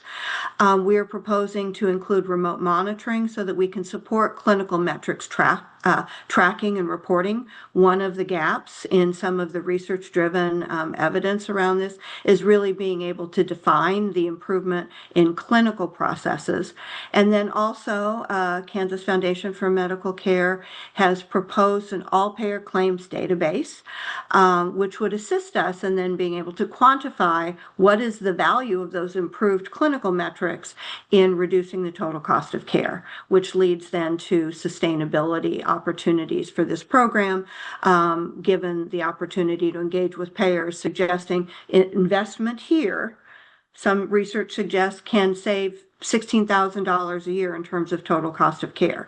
So this small investment pays big dividends, and wanting to include that type of capability within the application. I am pleased to say that Colorado has one of the most successful all-payer claims databases in the country, and they are interested in now sharing the infrastructure they've developed with neighboring states through a contractual relationship. So this isn't something we would have to go to the expense of building ourselves, but we could take advantage of. And then, as I mentioned, we have had some questions that have come from CMMI around a demonstration project. So I have reached out to the partners who had submitted around food as medicine to get their input along with ours in our questions to respond back to CMMI, with, again, the goal of us being able to expand our capability through a formal federal project that often leads to formal federal reimbursement from at the Medicare level, and then including the opportunity to engage in this conversation as part of state Medicaid plans. So that is where we are, and I'm not sure I did it in 5 minutes, but maybe 7. So I'll turn it back over to you, Shelby, for Awesome. input. Thank you so much, Jody. So as I'm transitioning to the Padlet screen, does anyone have any questions for Jody before we get into our discussion? Alrighty, 1 second. Okay, so as we discussed, I think most everyone is familiar with Padlet from our conversation last week. So as a reminder, you can use it if you'd like. I'm going to give everyone a few minutes. Oh, I'm going to go ahead and mute you, Jody. I think we're getting some feedback. Sorry about that. I'm going to give you a few minutes just to consider the questions that we have on our screen. And then at 3:36, we'll come back and start discussing. So if you're comfortable, feel free to add things into the Padlet. But if you prefer during this time, go ahead and put your thoughts in the chat, and Casey and I will add them into the board manually. So I'll go ahead and give people a few minutes to think. Colby, remind me again, how do I get in the Padlet? Yes, so there is a link in the chat that Casey has sent. I'm going to go ahead and send it again just in case we had some folks join late. But if you click on the link, you should be able to access it. Alrighty, I'll give everyone one more minute and then we will get going with our discussion. Okay, so we are back. So looking at the first question, let's talk through the potential for impact. So the question we had was, what stands out to you as particularly innovative or transformative about the proposed projects that Jody reviewed with us a few minutes ago? So Ed says, I appreciate the integration of several streams of work into this overall food as medicine endeavor, specifically the combination of K-State's Next Gen Nutrition and Vision for 100 CHWs working together with primary health integration. Fabulous. Chad said addresses chronic disease prevention, both primary and secondary. And then Krista has shared, I love the intersection of conventional and holistic medicine. So within thinking about potential for impact, for those of you who haven't shared your thoughts in the Padlet, is there anything else that stands out to you as particularly innovative or transformative from Jody's presentation? And feel free to comment in the chat or come off of mute. Alrighty. And Ed, Chad, and Krista, if you have any additional thoughts from your post, feel free to share those too. If not, we can go ahead and move on to gaps and opportunities. Alrighty, let's move on to gaps and opportunities. So the question we have to consider is what important elements, ideas, or partnerships are missing from the plan? So it looks like Susan has said including CCBHCs as potential partners. Chad has said we need to make sure local partnerships are incentivized and encouraged. And then we have a few other comments around rural pediatricians, and then also improving the availability of food in our rural communities. So Doug, I see you made that comment at the end. Can you maybe come off mute or share in the chat a little bit more about your thoughts on perhaps how in the plan we can think about improving availability of food in rural communities? My thoughts are, in general, somehow integrating local producers or local farmers that have an interest in, trying to improve the markets. There's a lot of local farmer markets in some of these places, in some of our communities, but there's a lot that don't have it, or they're available somewhat and not consistently. We have a local greenhouse that supplies fresh lettuce and produce to a lot of our general local areas, but it's still hard to get, and a lot of people don't know how to find that, and it's still a little bit pricey at times. So farmers markets are a good place to start, and then trying to use some of the current producers like our local lettuce producer and how they can replicate their produce throughout the state. It's just hard to get good produce in rural communities. I live in one, and it's, sometimes we get lucky and sometimes it's not. And so it's a challenge. And then a lot of our people just don't understand how to get good, to implement a really, really good plant-based diet that can change their lives and health. So. Awesome. Thank you so much for sharing. So within gaps and opportunities, is there anyone else who has commented or maybe hasn't commented on that question, who would be interested in coming off mute or sharing in their chat their thoughts? Shelby, this is Ed. I just want to build off Doug's comment. Doug, I think you're really onto something. And I don't know if Kansas Farm Bureau submitted anything, but they have a very innovative harvest hub idea where they're in essence trying to help their members develop new distribution networks, because the issue, one of the issues Doug is talking about, is about distribution. Like the growers, the producers can't make money distributing the products locally, even if they want to. And Farm Bureau is experimenting with some really innovative approaches. They call it harvest hubs. I think we have 2 in operation right now. So that could be at least worth an exploration of, is there something there to help with what Doug is talking about? And I know there are other folks at K-State who are working hard on those questions that Doug just brought up. The thing I brought up on this one is just, there are so many entities that are getting interested in food as medicine. And there are a lot of community-based organizations. There are a lot of efforts across the state. And I just wonder, like, how do we do this in a way where, yes, those 100 clinics, and yes, those 100 CHWs and K-State, and how do we do it in a way that others who want to find ways of supporting this movement in their community, their part of rural Kansas, can participate, whether they are a clinical side or a community-based organization or a grower or producer. I don't have any answers right now, but that feels like something that would be fun to explore. Thank you And I for agree, sharing there the seems to harvest be, hubs. yeah. I'm sorry, go ahead, Chad. No, I just was gonna reiterate what Ed mentioned, like there seems to be some opportunities for some collaboration and partnerships to get people around the table. So yeah, I agree.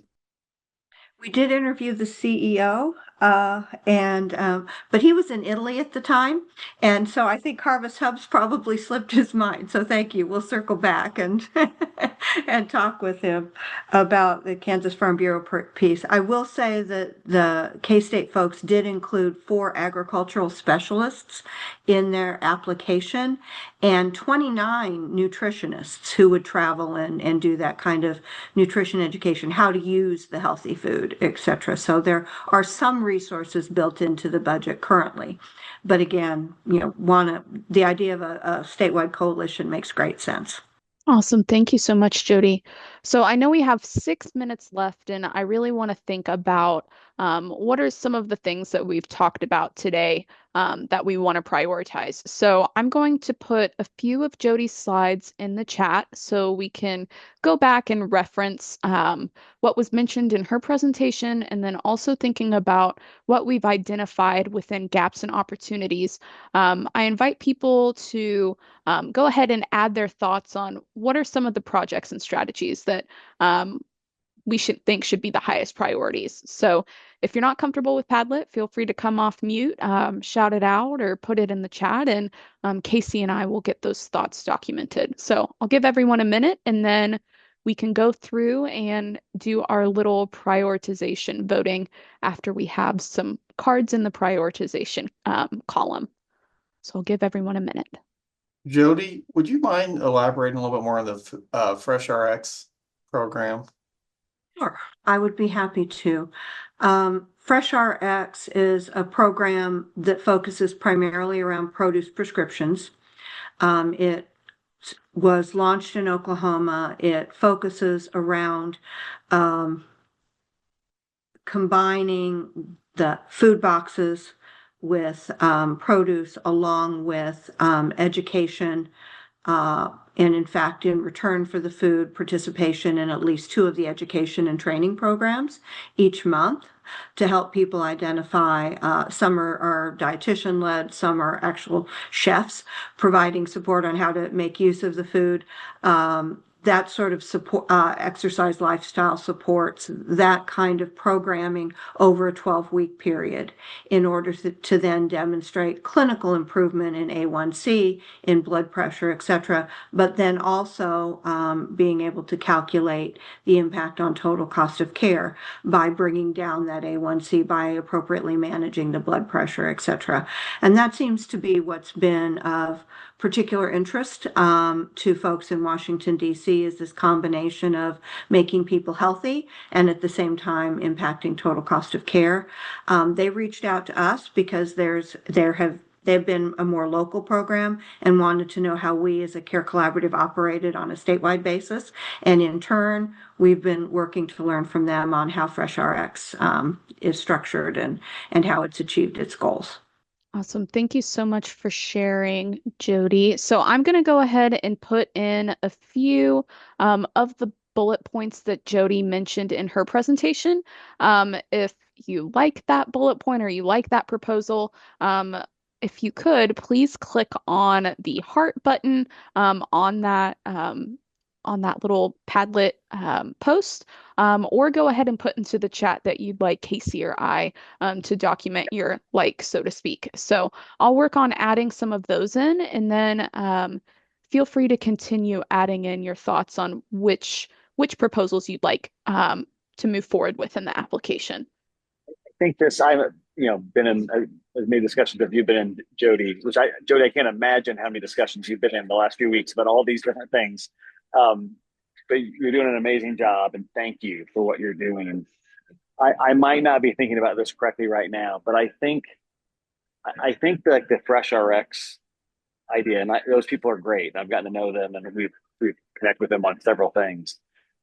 I think if K-State becomes the next gen nutrition type idea, I think those services might be similar, or in terms of what those organizations would be able to be offering.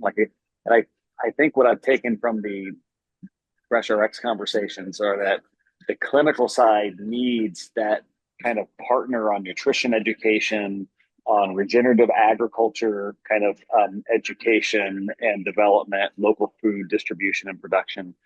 And so just something to think about as you all put this together. Those feel like, to me, they're both great groups. The K-State one does feel very scalable to me, but they feel like they could be offering similar things. That's something to think about perhaps as you're developing the application.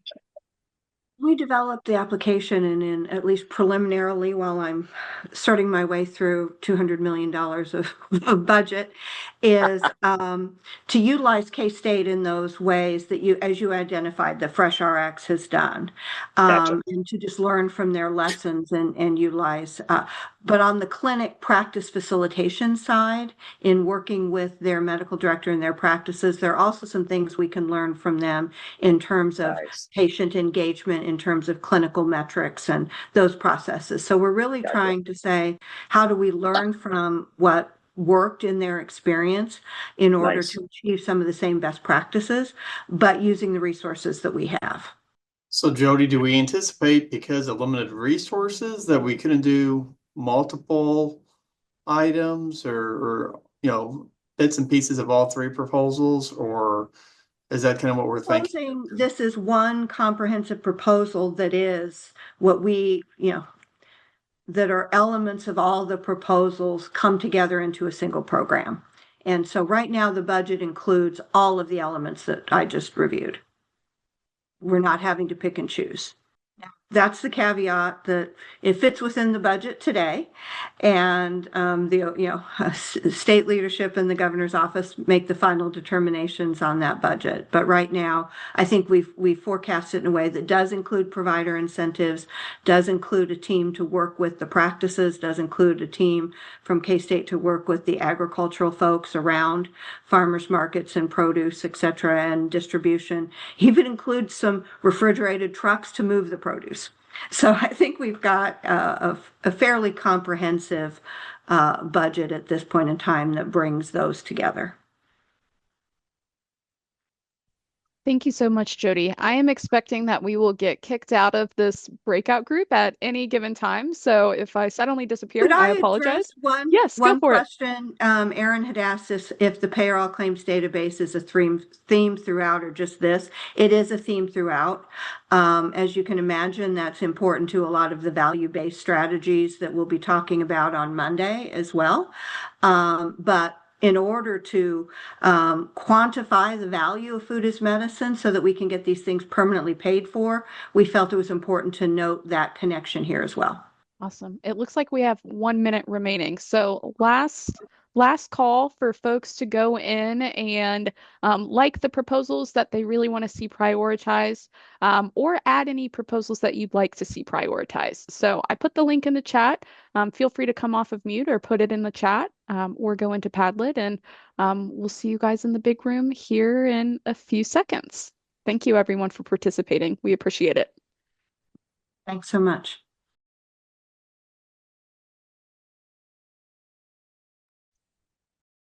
Hello, everyone.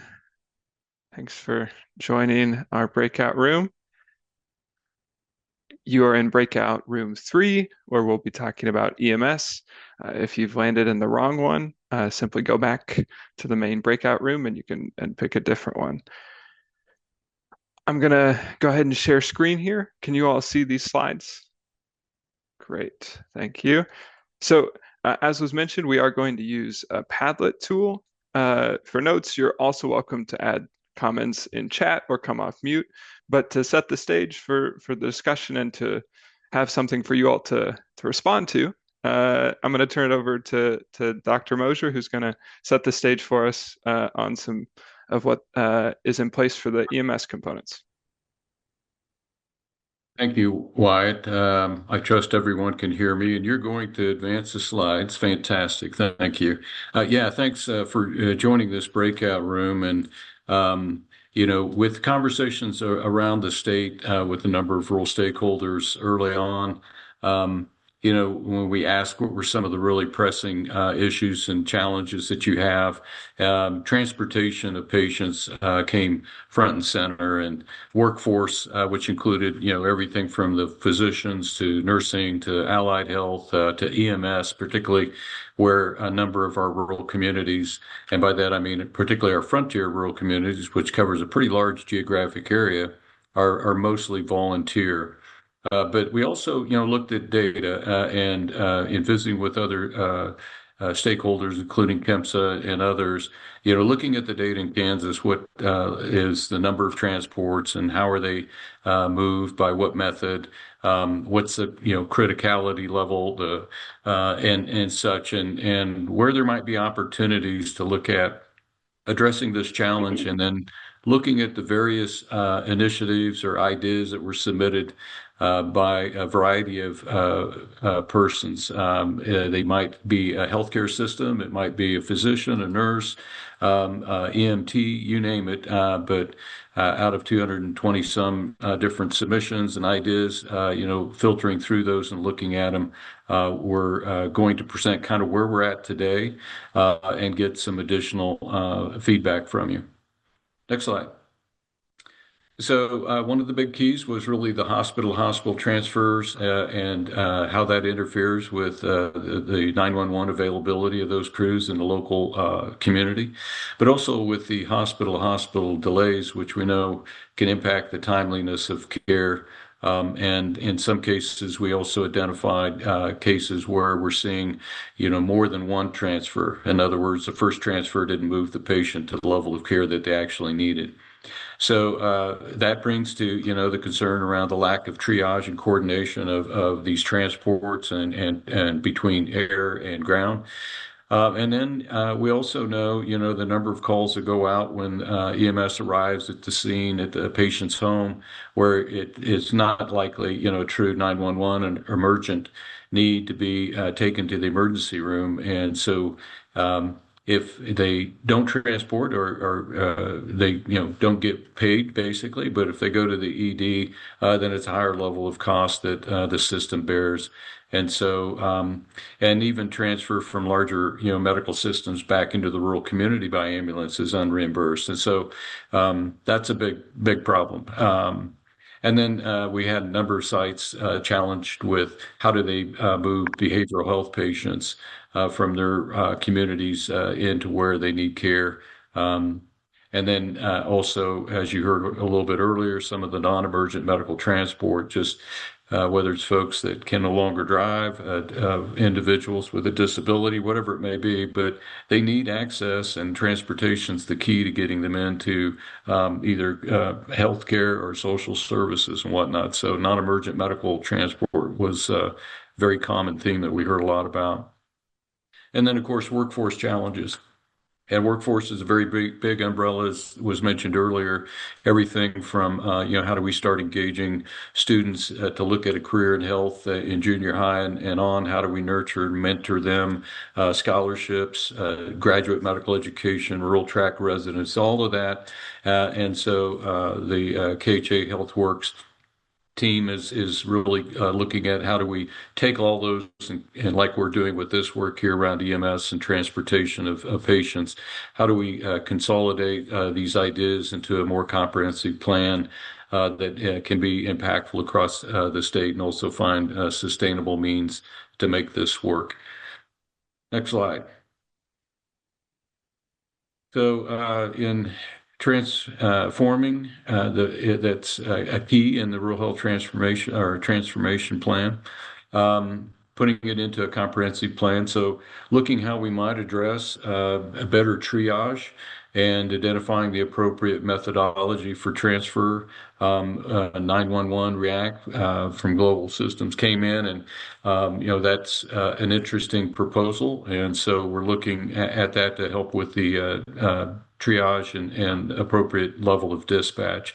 And we know there are other medical dispatch systems out there, but the uptake across all of our counties is low, and maybe this is an opportunity to find one that can work.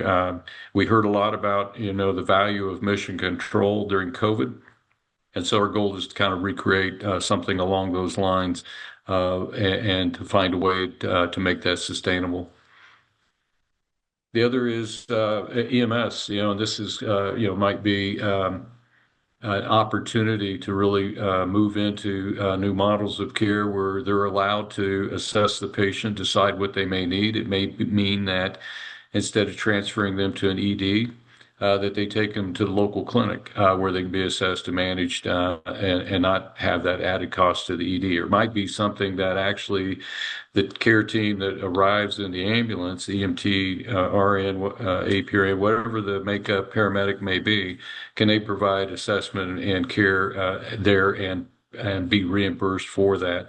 And then even those that may not have that higher level of EMT, can they do a telehealth consult back to their hospital base for physician guidance or provider guidance over the care of the patient to help determine what they may need on scene or whether to come into the ED. Also, the behavioral health, being able to look at doing teleassessment and transportation. There's a lot of other things that may not fall right under EMS with this, including where hospitals are having to hold on to some of these patients in their EDs for days, but they're not getting the behavioral health or psychiatry, pharmacologic therapy. So is there a way that the counselor that's available local can do the intake and psychiatry can do the telebehavioral health to get them started on appropriate medication until appropriate bed is found. And then again, looking at using one of the funding pools to kind of help with communities that have really no mechanism for arranging and providing non-emergent medical transportation in their community. From some of the regional hospital approaches is looking at a regional hospital transfer unit. So they would take care of some of the hospital transfers that come up, and that would lessen the demand on 911 within the local communities to move patients appropriately. This would be kind of aligned. We obviously know referral patterns and transport patterns do vary a little bit, and particularly if you're right on the edge between a couple of regionals. But we think that's where the conversation and collaboration can be facilitated to determine how to best approach that.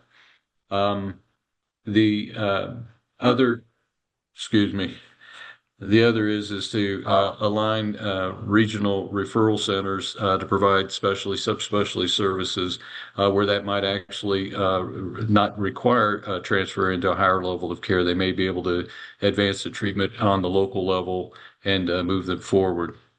These regional systems would be staffed by 2 dedicated team members. That way, they're available 24/7, 365.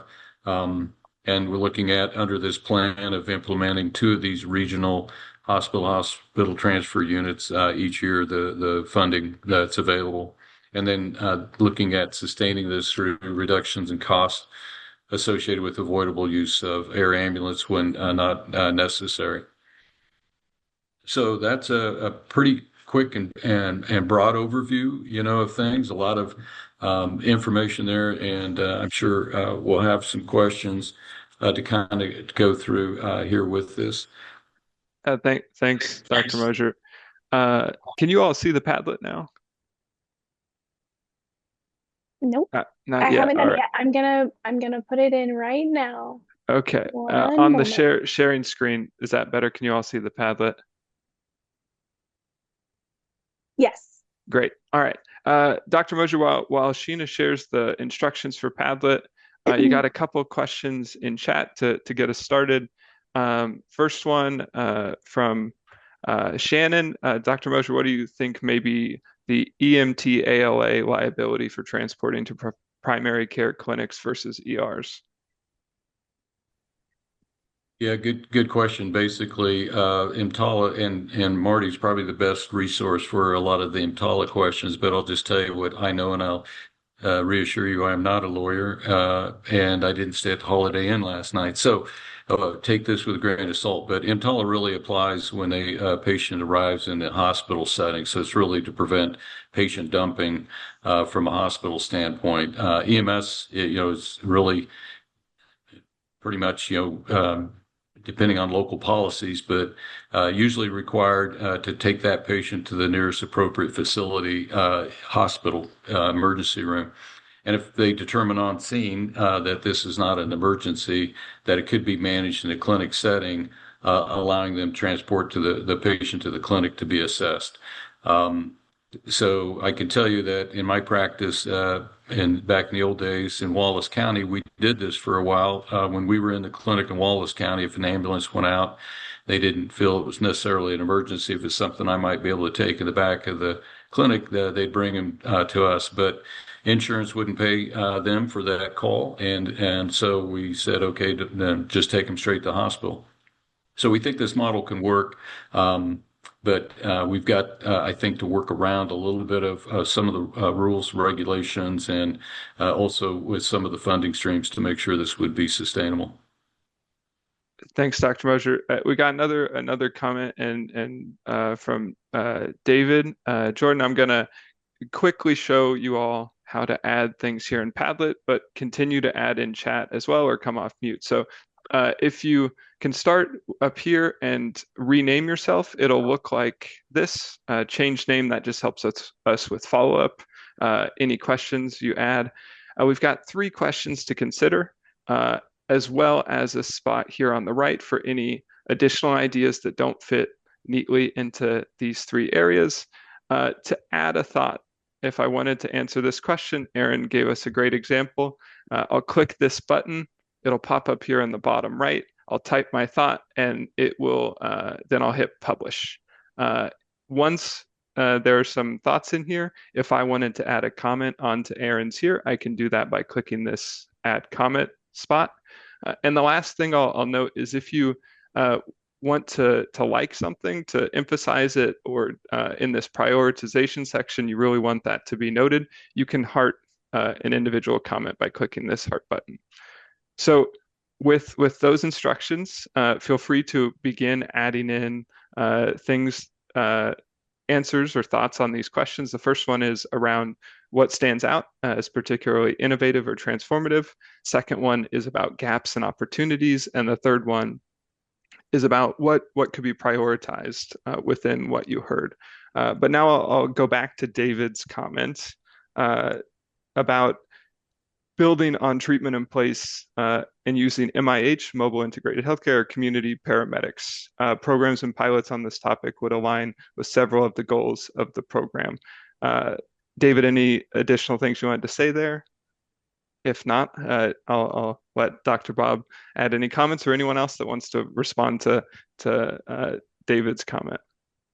Yeah, no, really appreciate folks to really think through this with their experiences, what they've heard, what challenges they face, and what really is applicable, across our rural environments. Yeah, MIH and community paramedicine, we've had lots of conversations around this and such, and as we look at what's the biggest concern of our rural hospitals around being able to move patients. And it's not a huge percentage, but when it's the challenge is getting adequate staff from local workforce that's trained at the level to move patients, or the numbers are adequate to be able to support transferring a patient and not impacting local 911. The expense of looking at the regional approach and supporting some of the state, local training and elevation of their skills and scope. It is probably a higher priority than MIHCP just because of the sustainability question. Not that it's not a program, and it certainly has been utilized in a few counties in Kansas, and Missouri's obviously one of the better examples. It's certainly being reviewed and looked at, but at this point, yeah, probably looking more around priority and biggest impact on patients' movement. The treatment in place, being able to expand to allow for that, I think addresses the sustainability for MIHCP. And so if we could actually get that model moving forward, I think it'd take care of some of their issues with developing them. But they're all looking, at the MICT level type ambulance, which is very expensive, and we're looking at the funding of supplies and equipment for some of the rural systems that don't have enough volume to make or break even for providing ambulance services in their communities, maybe where some of the other funding is needed. So all that's being explored. I think that's helpful because I think it's a missed opportunity of where looking at what obviously treatment in place is great. I think it's needed, but I think if some of the other goals are aligned with some more chronic care management and upstream interventions, then we're missing the opportunity to use the workforce in that way to align with other goals. I think part of this is just, I understand we're dealing with a lot of proposals, but I think how do we really use this opportunity to transform policy and transform the delivery system? And I'd hate to miss this opportunity. Thanks, David. Before we highlight some other comments here, if you're anonymous, I see one anonymous comment here. If you could add a comment, let us know who that is, or rename yourself by clicking this icon at the top right. That would help us out. But I want to, in that same potential for impact column, a comment on mission control from Aaron, and then a follow-up comment about agreeing with that. Aaron or George, do you want to add anything about that? This is George. I just found that, trying to forget the pandemic experience that we all went through, but just knowing that our team was able then to be able to call, and the fluidity of the communication back and forth, and then finding the location for transfers and things like that just worked out really well. And so, in looking at within this aspect and having like what I said, a more centralized, it won't tax dispatch. It won't tax a lot of local resources if they can just, make the communication and the call, and then looking for transportation options if local isn't it, whether it be from hospital or behavioral health or whatever. So that's just my comments. Yeah, appreciate that. One note, Wyatt, I'm not sure why it's showing up as anonymous, but on my end, it looks like Craig Poe is the anonymous poster. So great. Well, thanks for clarifying that for me. I'm going to move us over to gaps and opportunities. Sonder mentioned partnering with local communities in each area, especially when considering transport data for those that do not require emergency services for their calls. Sonder, any additional thoughts, or anyone else want to respond or add any comments on that? I think it's a lot of the questions you could interrelate everything that you say, because it's very dependent upon each other, just in terms of looking at the different types of transport we're talking about. So I think if we're trying to work on specific community areas where maybe we don't have great access to primary care, and so people are calling EMS for primary care issues, then we work with those communities to get better primary care, which I know is a totally different topic. But then we hopefully minimize some of those calls that are taking away from the needed and necessary EMS for those folks that actually need it. Thanks, Sander. And a comment from Craig about specifically behavioral health transport and how that could be helpful in Northwest Kansas. I agree with that. I'm trying to type, but I haven't quite gotten there yet. This is Shannon Flock. But the potential impact as well on regional transfer, hospital to hospital transfers, I think will relieve a lot of stress within the rural hospitals that are keeping patients that are at the wrong level of care and the safety that comes along with that. And on the same level with that is we are wasting a lot of money out there doing air transports because EMS services are not available. And so it's a great way. I know cost of health care is a huge issue out there, and that addresses that as well. Thanks, Shannon. Shannon, I got you. I put it on the Padlet. Thank you. Sheena is helping us capture notes. So the floor is open if folks have additional comments and want to just come off mute or share them in chat. We will capture it wherever it's shared. And to that end, David just added in chat a note, not to be repetitive, but there is a role for CPMIH, community paramedicine, mobile integrated health in delivery on primary care. And there are examples of CPs, community paramedics, helping hospitals reduce unneeded ER by doing home visits and helping with chronic care management. So taking us back to maybe community paramedicine, mobile integrated healthcare having a role, a cross-cutting role. Yeah, thanks, Dave. David's on his phone, so no worries at all. Feel free to add comments wherever works for you, including coming off mute. So any additional comments or thoughts from anyone? Well, my only comment again is on David's. I agree. Anything that we can do outside of the ER again is reducing costs and helping. I appreciate any of that. My only concern again with going down that level, and I wouldn't, and David, I'm not trying to say I am not in favor of this, but I am, is we're already on a workforce shortage area now, and that is the number one issue. So, where does community paramedicine, are we creating another problem by trying to solve one problem? That is my only thought. With us being careful that we are not creating an unintended consequence by trying to fix one thing.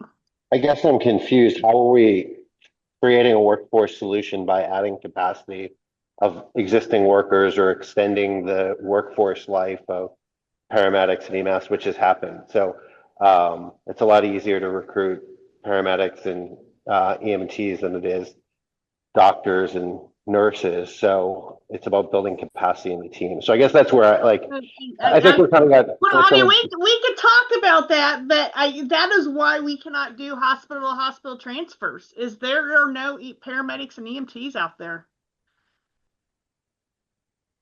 Shannon, George, I saw you unmute. Yeah, I was getting ready to speak, but Shannon jumped in ahead of me, and actually her second point was actually the point I was going to bring up. And David, I recognize that's you make a valid point.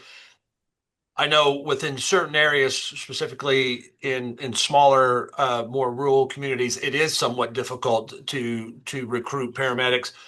One specifically that I'm aware of, they just don't pay as well. And so it's just really hard to recruit. And so one of the things that I didn't know where else to put this on the probably the gaps or opportunities was probably where I was going to put it. But it's just recognizing that if we're already seeing shortages within this area, creating something, we can do nurses and we can do providers or something of the like. But when we get into the EMS world, I just think that might create a problem, just like as Shannon said. So it just needs to be recognized. I'm not saying that it's we just need to recognize that and as we develop it, see where that strategy can can solve that. So.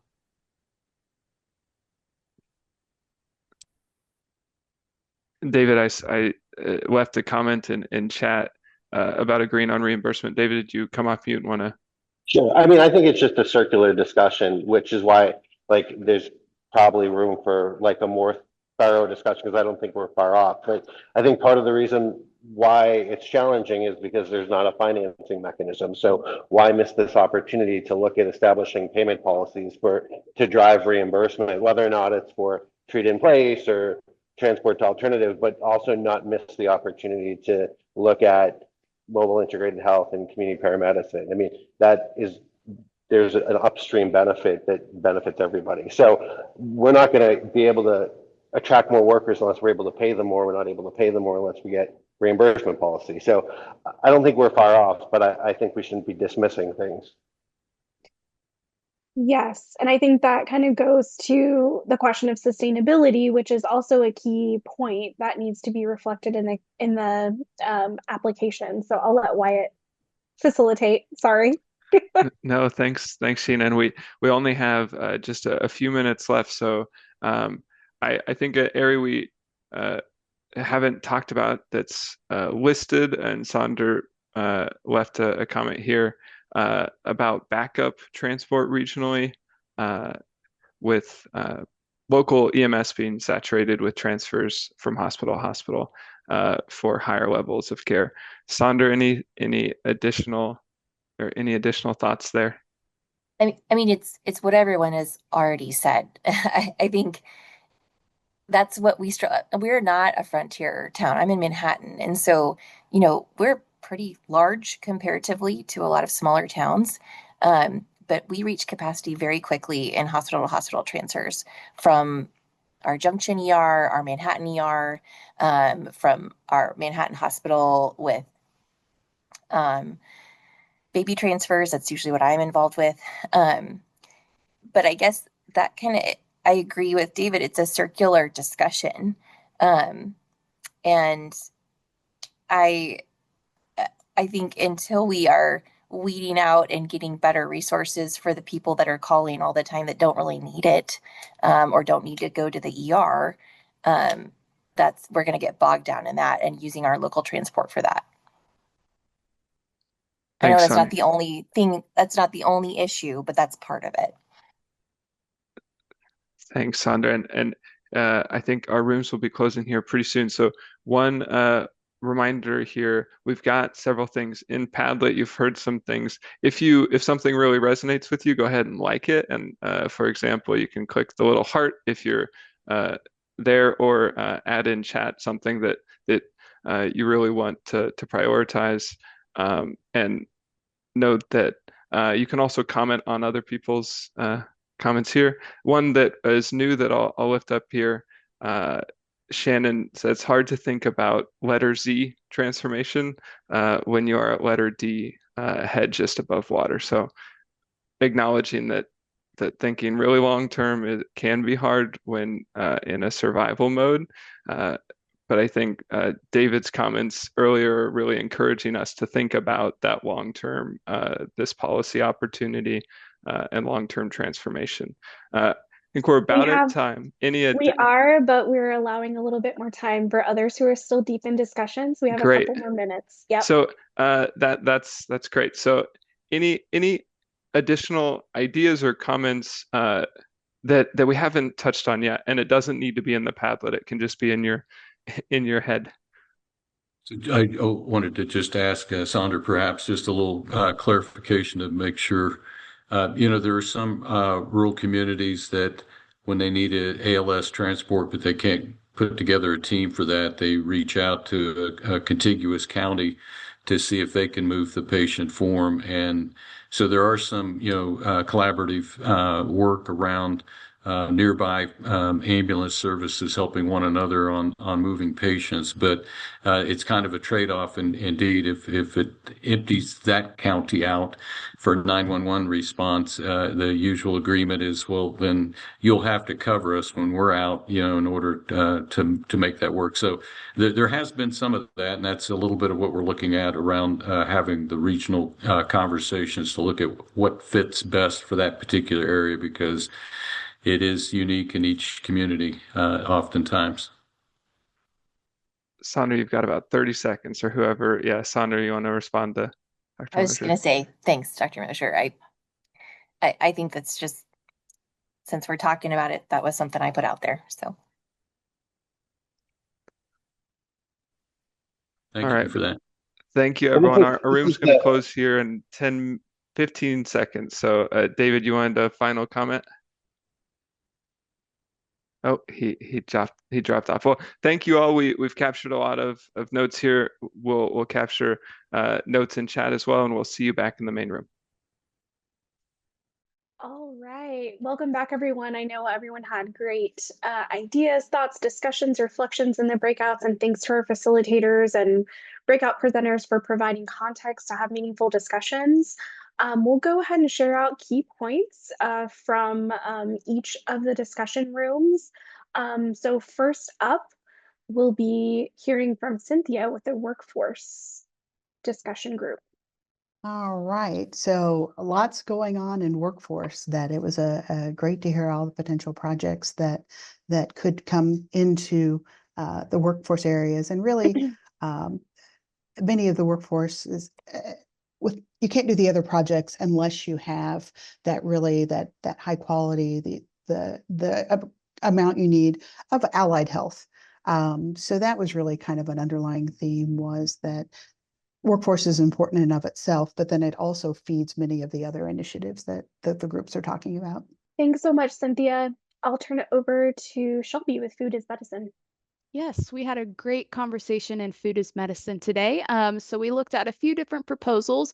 One of the ones that we talked the most about was the potential plan to put 100 CHWs across rural communities in the state to help facilitate the Food is Medicine program, as well as some of the collaborations that we're looking at between entities like K-State, Sunflower Foundation, and others to really bring this vision to life. So one thing that we did bring to attention that maybe was a gap was right now there's just less access to high quality produce in rural communities. So thinking about how we can get that kind of produce and those types of resources out to rural communities. So great discussion, and I'll turn it back to you, Sheena. Thanks, Shelby. And we'll hear from Wyatt next for the group focused on EMS. Thank you, Sheena. Our group was talking about EMS and really discussed EMS transport proposals and ideas, as well as efforts to enable treatment in place. Some of the discussion really focused on the challenges and potential opportunities related to workforce, the role that mobile integrated health and community paramedicine as a model could play in facilitating addressing some of those challenges.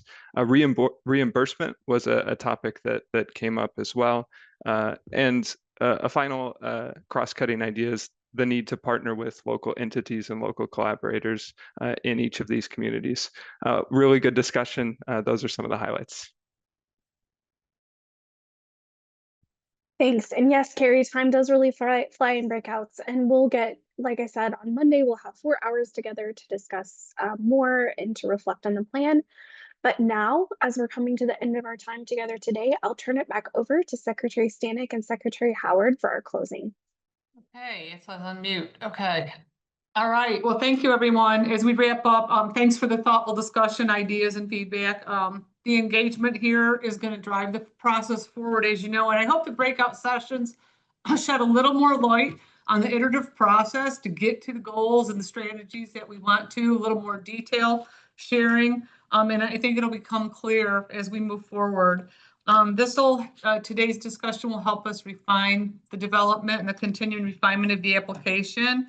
And for those of you that joined us, our partners live streaming today, Thanks for your commitment to this effort as well. We want you to stay committed to our process and stay connected and continue sharing ideas. We did post the entire notice of funding opportunity document on our KDHC Rural Health Transformation Plan website today. If you want to look at some of the reasons and what Marty was elaborating on related to the restrictions and the 35 pages here and budget restrictions there, it might become a little more clear to you why this is a little tricky to get completed.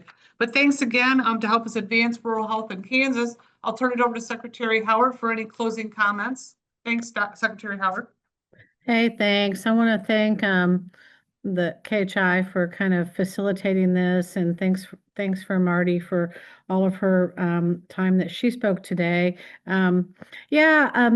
Yeah, thanks everybody for the engagement. You know, I think days are always hard when we're trying to sort out the definitions of, you know, strategies and programs and objectives and those things. So thanks for hanging in there. And I know that can be even harder sometimes virtually. So I really, really appreciate the engagement. Again, I would just echo the thanks and say how much I look forward to seeing everybody on Monday, where we can really spend some good time together in person to really advance the application. So thanks everybody for being with us, and thanks for committing to be with us again in a few days. Thank you. Okay, we'll turn it back over to Sheena now for closing remarks and reminders.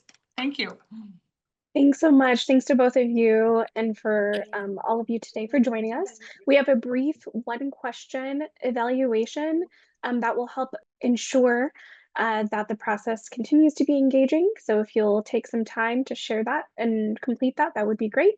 And as we've mentioned, our next meeting is October 20th from 10 a.m. to 2 p.m. And you'll receive more details and information about that ahead of the meeting. We plan to share materials if they are available in advance, but understand that the time frame that we have is very rapid, and we thank you for your patience and understanding as we prep everything for you to react to. We hope that you have a great rest of your afternoon and weekend, and we'll see you soon.